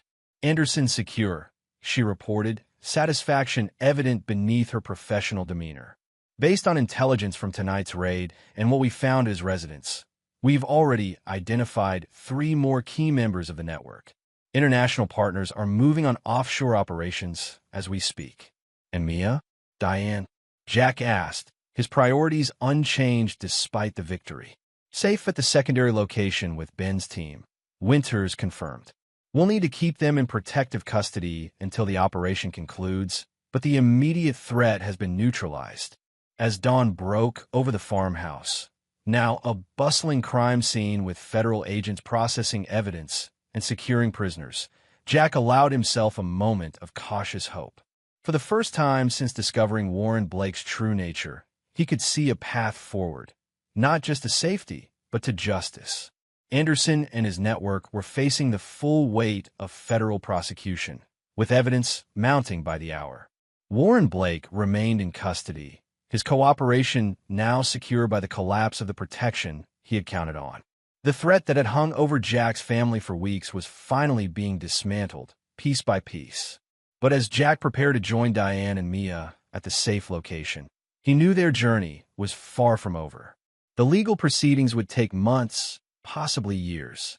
The trauma Mia had experienced would require ongoing support and healing.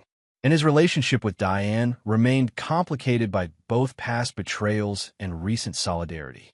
Still, for the first time in what felt like an eternity, Jack allowed himself to believe that his family might eventually find not just safety, but peace. Chapter 8. Reconstruction. 1 month after Anderson's arrest, the Mason family remained under protective custody in a comfortable but secure FBI safe house outside Portland. The sprawling ranch-style home offered space and privacy while maintaining the security protocols necessary to protect key witnesses in a high-profile federal case. For Mia, the transition had been difficult but manageable. Her enrollment in a nearby school under an assumed name provided much-needed routine, while twice-weekly therapy sessions helped her process the ongoing disruption to her life.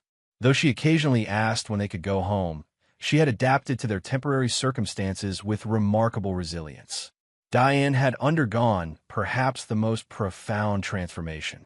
The events of the past months had stripped away her former complacency, replacing it with vigilant awareness and a fierce protectiveness toward Mia.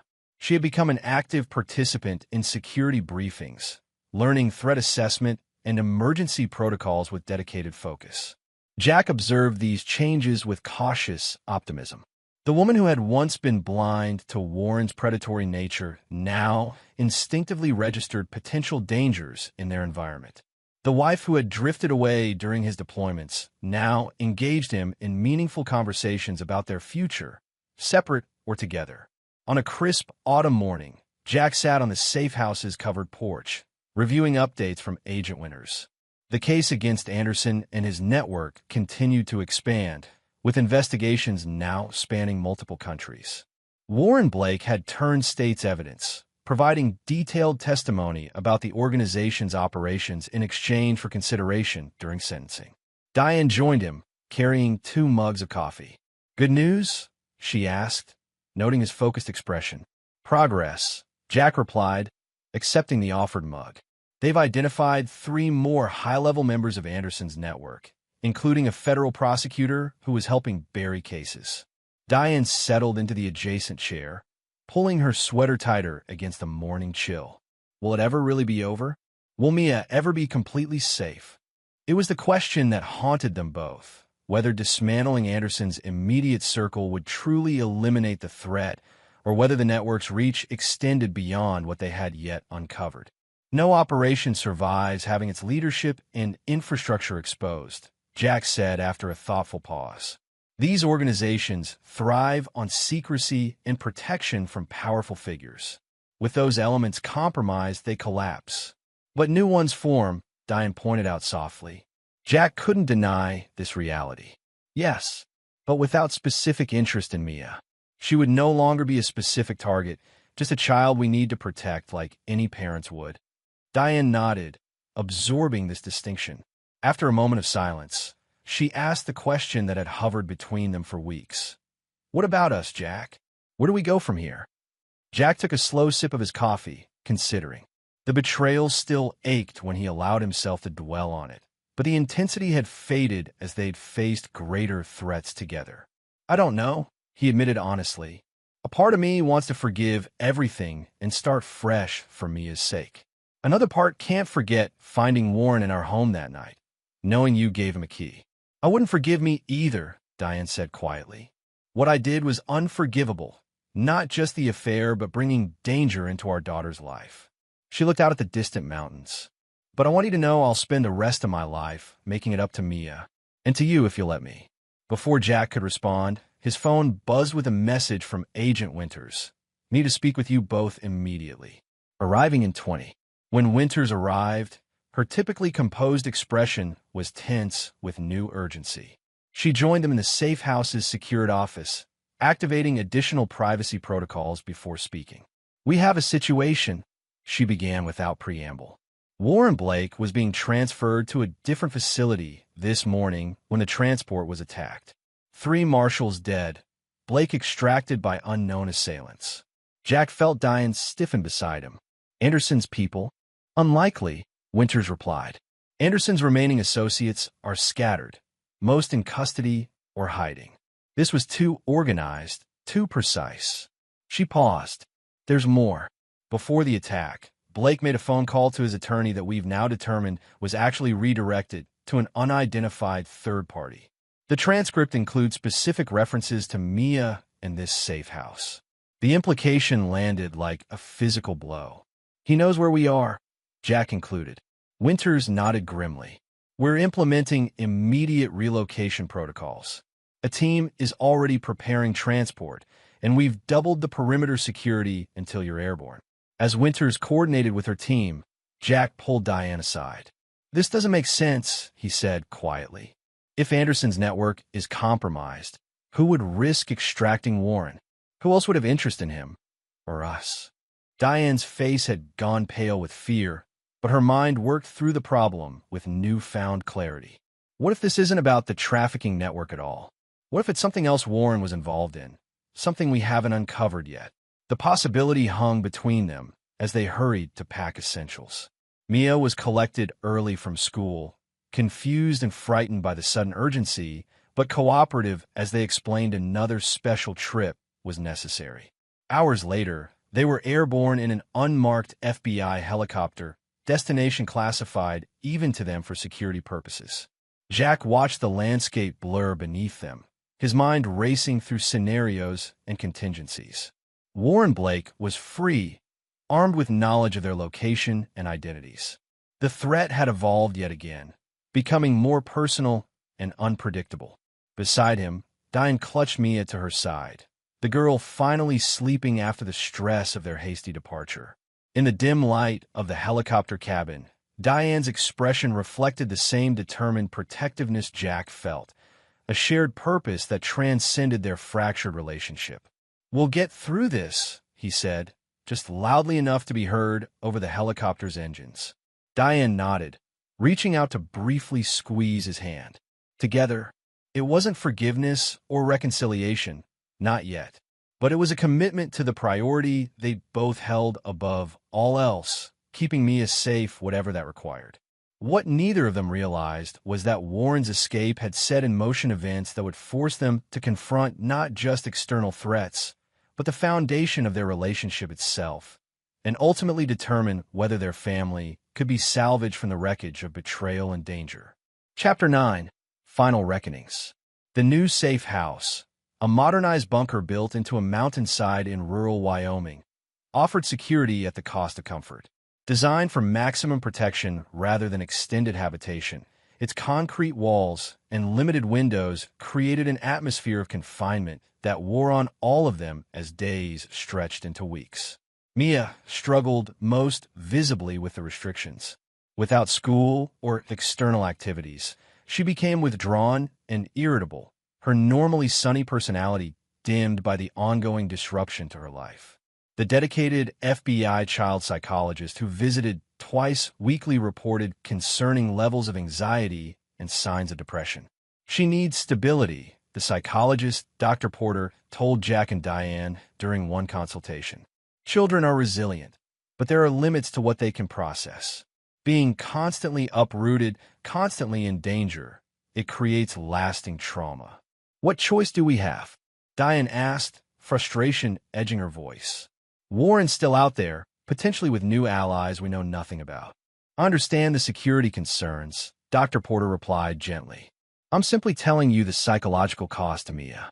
Decisions about how to balance those considerations are yours as parents. The conversation weighed heavily on Jack as he conducted his daily security check of the facility's perimeter. 3 FBI agents maintained constant guard, but Jack's military experience made him value personal verification over relayed assurances. As he completed his inspection, Agent Winters arrived for their weekly briefing, bringing updates on the investigation into Warren's escape and current threat assessments. Facial recognition picked him up at a bus station in Oklahoma 2 days ago, she reported, displaying the grainy security footage on her tablet. By the time local agents responded, he was gone. But we found this in a locker rented under one of his known aliases. She produced photographs of handwritten notes, locations, dates, names. Jack recognized some as places they had stayed during their relocation process, others as members of Ben's security team. He's been tracking us, Jack concluded, building a comprehensive intelligence file. Yes, but there's more, Winters said, her expression grave. The names include people connected to neither your family nor Anderson's network. We've identified several as private military contractors with specific expertise in extraction operations. He's building a team, Jack realized. But why? The trafficking network is exposed. Even if he somehow managed to reach Mia, every law enforcement agency in the country would be hunting him. We think his motivation has shifted from his original interest in Mia to revenge against you, Winters explained. The notes include detailed information about your military background, your known associates, even psychological assessments of your likely responses to various scenarios. The revelation was disturbing, but not entirely surprising. Jack had humiliated Warren, thwarted his plans, and ultimately been instrumental in dismantling the network that had protected him. Revenge was a powerful motivator, especially for someone with Warren's psychological profile. What about the people who broke him out? Diane asked. Who are they? Winters hesitated before answering. That's where things get complicated. The operation was too sophisticated for someone with Warren's limited resources to have arranged, especially from custody. We believe he had help from someone with significant capabilities. Anderson's organization had deep pockets, Jack suggested. That was our initial theory, Winters acknowledged. But recent intelligence suggests another possibility. She paused, choosing her words carefully. We've uncovered communication between Warren and Cole Weathers dating back years before Warren met Diane. Communication that references financial transactions and shared business interests outside of real estate. Jack processed this information, connecting it to his earlier suspicions. They weren't just acquaintances who reconnected through a mutual grudge against me. They were partners all along. Appears that way, Winters confirmed. And based on what we found, their partnership extended beyond just the two of them. We're looking at what appears to be a separate organization, smaller than Anderson's network, but potentially more dangerous because of its focus on vengeance rather than profit. The implications were disturbing. Warren wasn't just a predator who had targeted Mia through opportunity. He was part of a coordinated operation that had deliberately infiltrated their lives, using Diane as an unwitting pawn. After Winters departed, Jack shared the new information with Diane, watching her face as understanding dawned. He planned it from the beginning, she whispered, horror evident in her voice. Meeting me at the real estate office, pursuing a relationship. It was all deliberate. It seems that way, Jack confirmed gently. Though we still don't know the full extent of their original plan or how it connected to Anderson's operation. Diane pressed her hands to her face. I was such a fool, so completely blind. Jack watched her struggle with this new layer of betrayal. Despite everything that had happened between them, he couldn't help feeling sympathy for her position. Warren had manipulated her expertly, exploiting vulnerabilities in their marriage that Jack himself had helped create through his absences. We both missed signs we should have seen, he acknowledged. But that's in the past. What matters now is how we protect Mia from what's coming. Later that night, after Mia had finally fallen asleep, Jack found Diane sitting alone in the bunker's small kitchen area, a cup of tea cooling untouched before her. I keep thinking about the first time I met him, she said without looking up. How carefully he orchestrated it to seem like chance. How he mentioned having just moved back to the area after working in Phoenix, one of the cities where he'd had restraining orders filed. Jack sat across from her, The narrow table and intimate distance in the bunker's confined space. Predators like Warren study their targets. They learn what you respond to, what you need, then become exactly that. But why me? Why our family specifically? Diane asked, finally meeting his eyes. Was it random, or was there something more deliberate to it? It was a question Jack had been pondering himself since Winter's revelations. The coincidences seemed too numerous for random chance. Warren's appearance in their lives shortly after one of Jack's longest deployments, Cole Weather's previous business interaction with Jack years earlier, the connection to Anderson's network. I don't know, he admitted, but I intend to find out. The following morning, Jack contacted Ben with a request that circumvented official channels. Access to Warren's complete background, beyond what the FBI had shared. Ben's network of former military intelligence specialists could access information through backdoor methods that federal investigators were legally constrained from pursuing. 3 days later, Ben arrived personally at the bunker, bringing not just information, but a theory that connected disparate elements into a disturbing pattern. Warren Blake wasn't born Warren Blake, Ben explained as they reviewed the files he'd brought. His original name was Warren Kessler, son of Victor Kessler. The name triggered immediate recognition for Jack. The arms dealer? The one we intercepted in Croatia? Ben nodded grimly. The very same. Operation Blackfish, 2016. You led the team that captured Victor Kessler after a 3-year intelligence operation. He died in federal custody a year later. Diane looked between them, confusion evident. What does this have to do with us? Victor Kessler had a son who swore revenge on the team responsible for his father's capture, Ben explained. He disappeared afterward, presumed to have returned to Europe. But apparently, he resurfaced years later with a new identity. As Warren Blake, Jack concluded the pieces finally fitting together. He engineered the entire situation, meeting Diane, starting a relationship, gaining access to our home, all as part of a long-term revenge plan. From what we've gathered, yes, Ben confirmed. His connection to Anderson's network appears to have been opportunistic, a means to an end rather than his primary objective. When he realized Mia's potential value to Anderson, he saw an opportunity to both satisfy his own proclivities and hurt you in the process. Diane made a small, pained sound.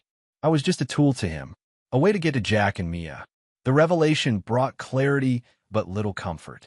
Warren's motivation now made terrible sense. A calculated vengeance years in the planning, using Jack's family as the instruments of his retribution. Does Winters know about this connection?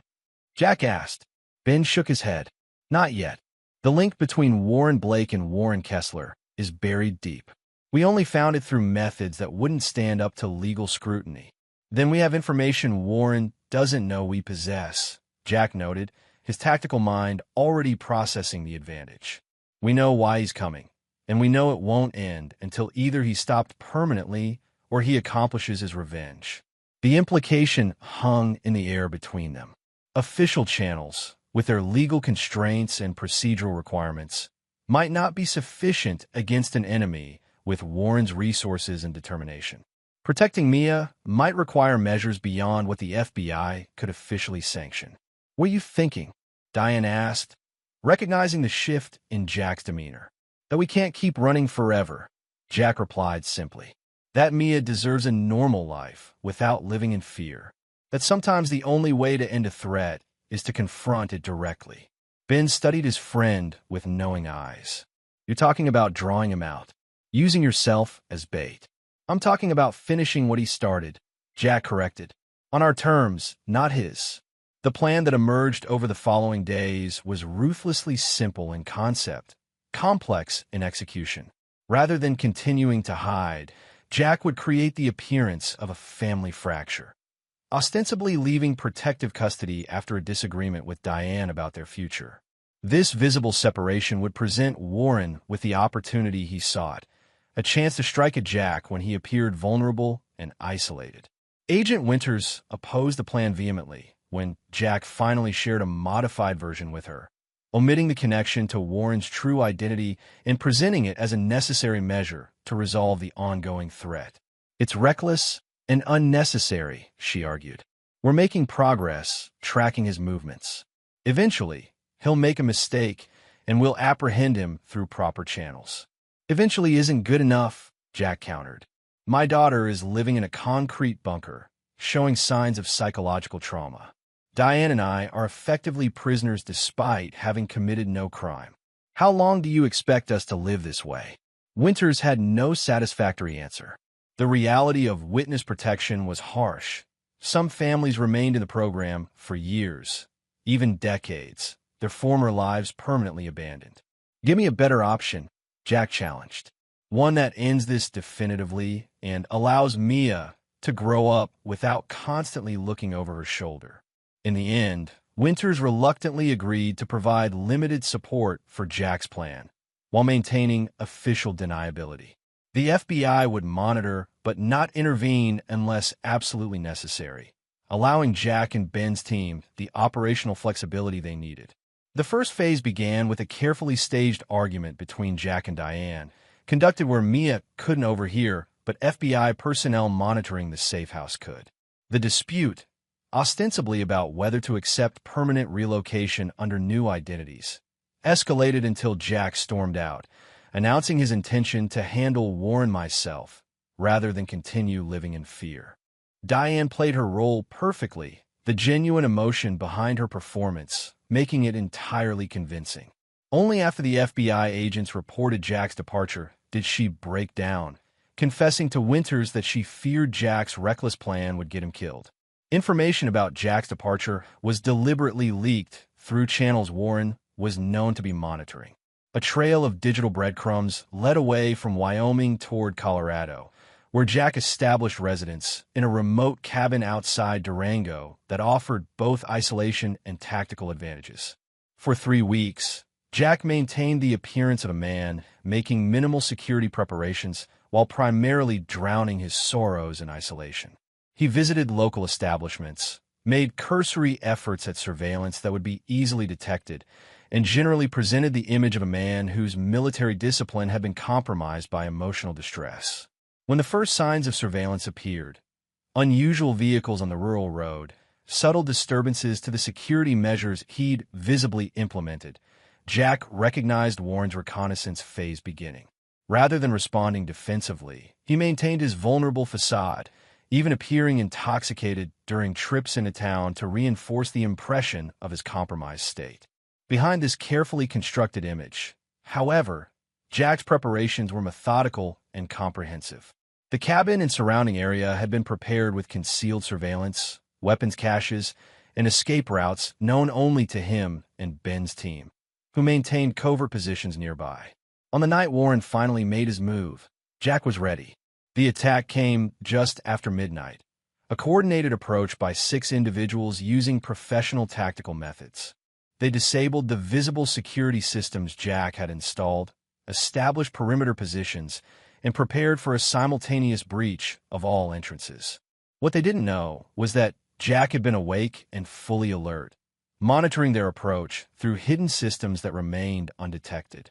As the assault team prepared to breach, Jack activated the first of several countermeasures: remote-triggered flashbang devices that disoriented 2 of the perimeter guards, followed by targeted suppressive fire that separated the remaining team members without directly engaging them. The confusion created precious seconds for Jack to implement the next phase, a controlled withdrawal that appeared panicked but was actually drawing the attackers into prepared zones of engagement. As they pursued, believing their target was fleeing in fear, Jack systematically isolated and neutralized them one by one. 3 were incapacitated through non-lethal means, secured for later questioning. 2 others retreated under covering fire from the 6th team member, a figure Jack immediately recognized as Cole Weathers, directing the operation from a position of relative safety. Jack allowed Cole to believe the assault was proceeding according to plan, even appearing to sustain a minor injury as he retreated toward the dense forest behind the cabin. Cole took the bait, ordering his remaining operative to circle around while he pursued Jack directly. In the darkness among the trees, roles reversed.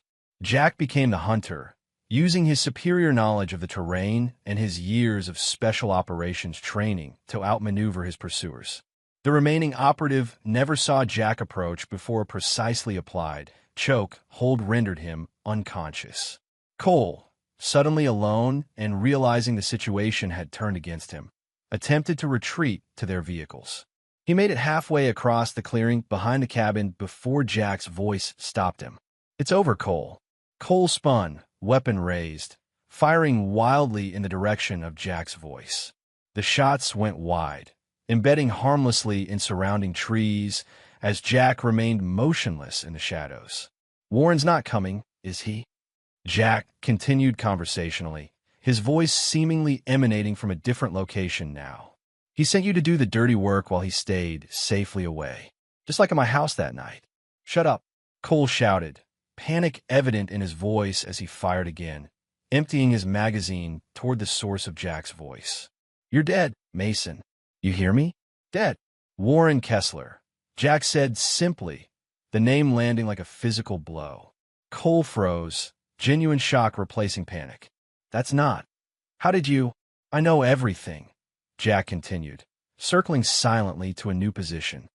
"About Victor Kessler, about Operation Blackfish, about Warren's real identity and his years planning revenge.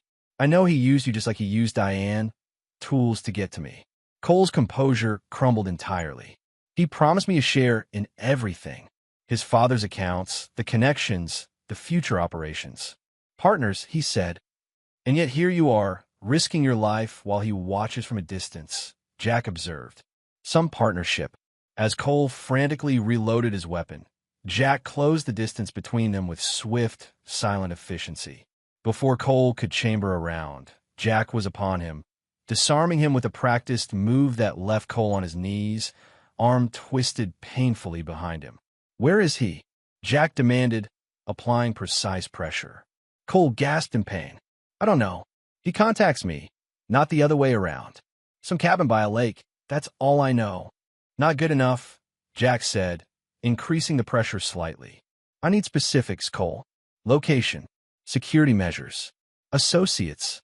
As Cole wavered between defiance and self-preservation, distant headlights appeared on the rural road leading to the cabin. The FBI response team Winters had positioned nearby, moving in now that the immediate confrontation had ended. "Last chance," Jack warned quietly. "Cooperate with me now, or take your chances with federal charges. They'll connect you to everything. The break-in at my house, Warren's escape, Anderson's network. Decades in maximum security." Cole broke, providing details about Warren's location, a lakeside property in northern Idaho, purchased through layers of shell companies. He described security measures, daily routines, and most crucially, confirmed that Warren had no idea his true identity had been discovered.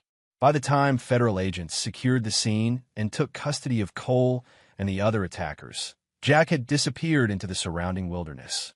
His part in the official operation was complete. Cole Weathers and his team captured, their connection to Warren Blake documented, the immediate threat to Jack's family neutralized. But Jack's personal mission was just beginning. 3 days later, as autumn painted the Idaho landscape in brilliant hues of gold and crimson, Jack observed Warren Blake's lakeside property from a concealed position on an overlooking ridge. The property matched Cole's description perfectly. Isolated, well-secured, accessible only by a single private road or via the lake itself. Warren's routine had proven predictable despite his paranoia. Each morning began with a circuit of the property perimeter, weapon holstered at his hip as he inspected security measures. Midday was devoted to communications with remaining associates and monitoring news channels for information about the Colorado operation. Evenings found him on the cabin's deck overlooking the lake, drinking steadily as darkness fell. It was during one such evening that Jack finally approached. Moving silently across the lake in a small watercraft with an electric motor, he reached the property's dock undetected. The typical security measures, motion sensors, cameras, perimeter alarms, had been carefully neutralized over the preceding 2 days through methods that would appear as system malfunctions rather than deliberate sabotage.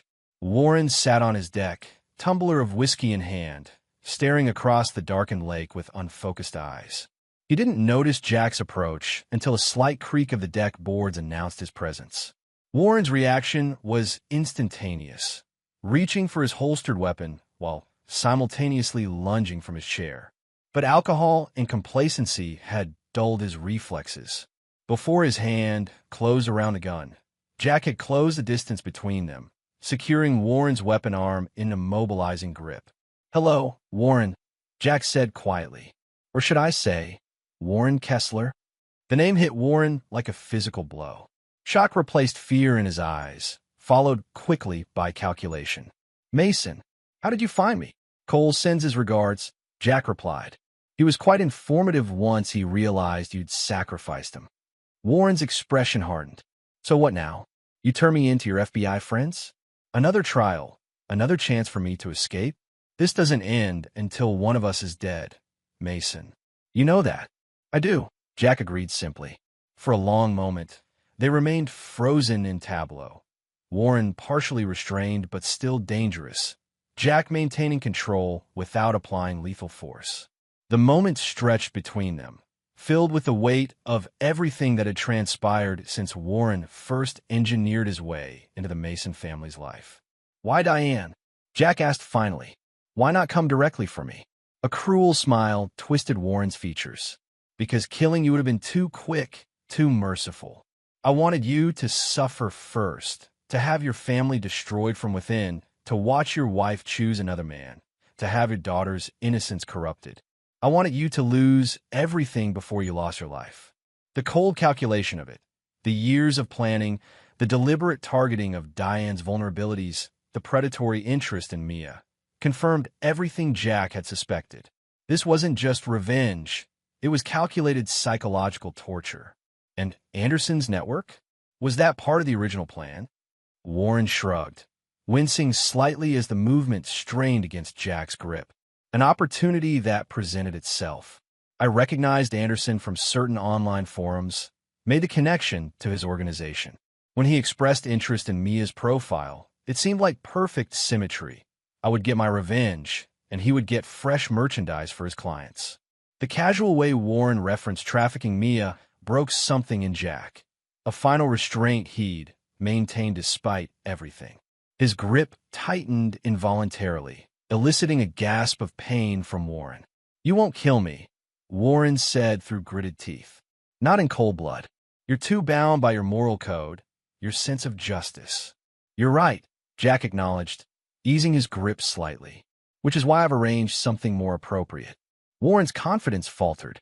"What are you talking about?" "Your father died in federal custody because other prisoners discovered the nature of his crimes. Not just arms dealing, but supplying weapons used against American forces," Jack explained conversationally.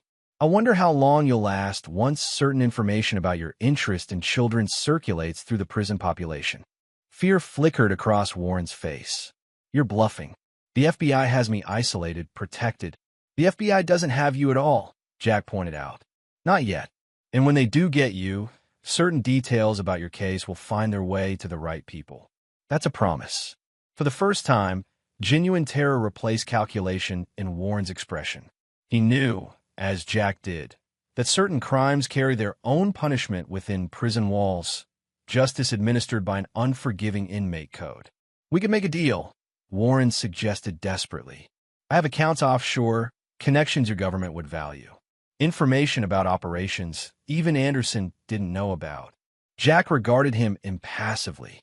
"The only deal available to you is this. You provide complete, verifiable information about every associate, operation, victim. You spare no one, including yourself. In exchange, I ensure you serve your time in a facility where your survival is possible, if not comfortable. And if I refuse, then I walk away right now," Jack said simply. "And tomorrow, federal agents find this location, with evidence linking you not just to the attempt on my life, but to Anderson's network and multiple other crimes. What happens to you afterward is beyond my control or concern." Warren's shoulders slumped in defeat. The careful plotting, the years of preparation, the complex scheme of revenge, all had ultimately failed. Jack Mason had not only survived, but had systematically dismantled everything Warren had built, leaving him with nothing but the prospect of imprisonment and exposure. "I underestimated you," Warren admitted finally. "Just like my father did." "Yes," Jack agreed. "You did." By dawn, federal agents had secured the lakeside property and taken Warren into custody. The evidence recovered from his devices provided the final connections needed to dismantle what remained of both his personal revenge operation and Anderson's broader network. Warren himself, facing the inevitability of his situation, provided comprehensive testimony in exchange for the protection Jack had promised. Protection that would keep him alive in prison, if not comfortable. 2 months later, as winter settled over the mountain landscape, the Mason family gathered in a new home. A comfortable cabin in Montana purchased through a trust to maintain privacy while allowing them to begin rebuilding their lives. The property offered security without isolation, allowing Mia to attend a nearby school while maintaining necessary precautions. On a snowy December evening, as Mia played with her new puppy, a therapy dog recommended by Dr. Porter, Jack and Diane sat before the fireplace, the warmth of the flames a stark contrast to the chill outside. Warren's testimony secured convictions for Anderson and 3 more key members of the network, Jack reported, reading from Winter's latest update. International operations in 4 countries have been disrupted. They're estimating dozens of children rescued from trafficking situations. Diane nodded, watching Mia's carefree play with the puppy, moments of genuine joy that had been increasingly frequent as the immediate danger receded and stability returned to their lives. "It doesn't erase what happened," she said quietly, "or my role in it, however unwitting." "No," Jack agreed. "Some things can't be erased, only survived." The question of their marriage, whether to formally dissolve it or attempt reconstruction, remained unresolved. They functioned effectively as co-parents, their shared trauma creating a bond that transcended the betrayal that had preceded it. But rebuilding trust was a longer, more complex process than either had initially understood. "I spoke with Dr. Porter yesterday," Diane said after a comfortable silence. "She says Mia is making remarkable progress. The nightmares are less frequent, and her anxiety scores have improved significantly." "I've noticed," Jack replied, watching his daughter's uninhibited laughter as the puppy licked her face. "She seems more like herself again." "Dr. Porter credits you," Diane continued. "Your stability, your protection. She says children are remarkably resilient when they have at least one secure attachment figure they can trust absolutely." Jack absorbed this silently, the simple observation carrying profound meaning. Through everything, the betrayal, the danger, the necessary violence, his relationship with Mia had remained his anchor. Whatever else had fractured in their family structure, that core bond had held firm. "And us?" he asked finally, the question encompassing everything unresolved between them. "What happens now?" Diane considered carefully before answering. "I don't know if we can go back to what we were. Too much has happened." She paused, gathering courage. "But I'd like to find out what we could be going forward, if you're willing." It wasn't forgiveness or reconciliation, not yet. But it was an opening, a possibility neither had been ready to consider in the immediate aftermath of Warren's initial exposure. The shared crucible of danger and protection had forged something new between them. Not the naive trust of their early marriage, but something potentially stronger, tempered by adversity and survival. "One day at a time," Jack suggested, extending his hand across the space between them. Diane took it, her fingers intertwining with his. "One day at a time," she agreed. As snow fell gently outside their mountain sanctuary, the Mason family continued their gradual healing, not returning to what had been, but carefully constructing what might be. The threats that had nearly destroyed them had been neutralized, the predators who had targeted them contained. What remained was the patient work of rebuilding, a family changed by trauma, but not defined by it, finding its way forward into an uncertain but hopeful future. Mia's laughter filled the cabin as her puppy performed an enthusiastic but uncoordinated trick. Jack and Diane laughed with her, the sound carrying notes of genuine joy that had been absent for too long. It wasn't a perfect ending, Life rarely offered those, but it was a beginning, forged from the ashes of what had nearly been lost. And for now, for this moment of peace hard-won through sacrifice and determination, that was enough. And there you have it. Another story comes to an end. What did you think? I'd love to hear your thoughts in the comments below. If you enjoy this story, consider joining our community by subscribing. It means the world to us. For more stories like this one, check out the recommended videos on screen. And I'll see you there.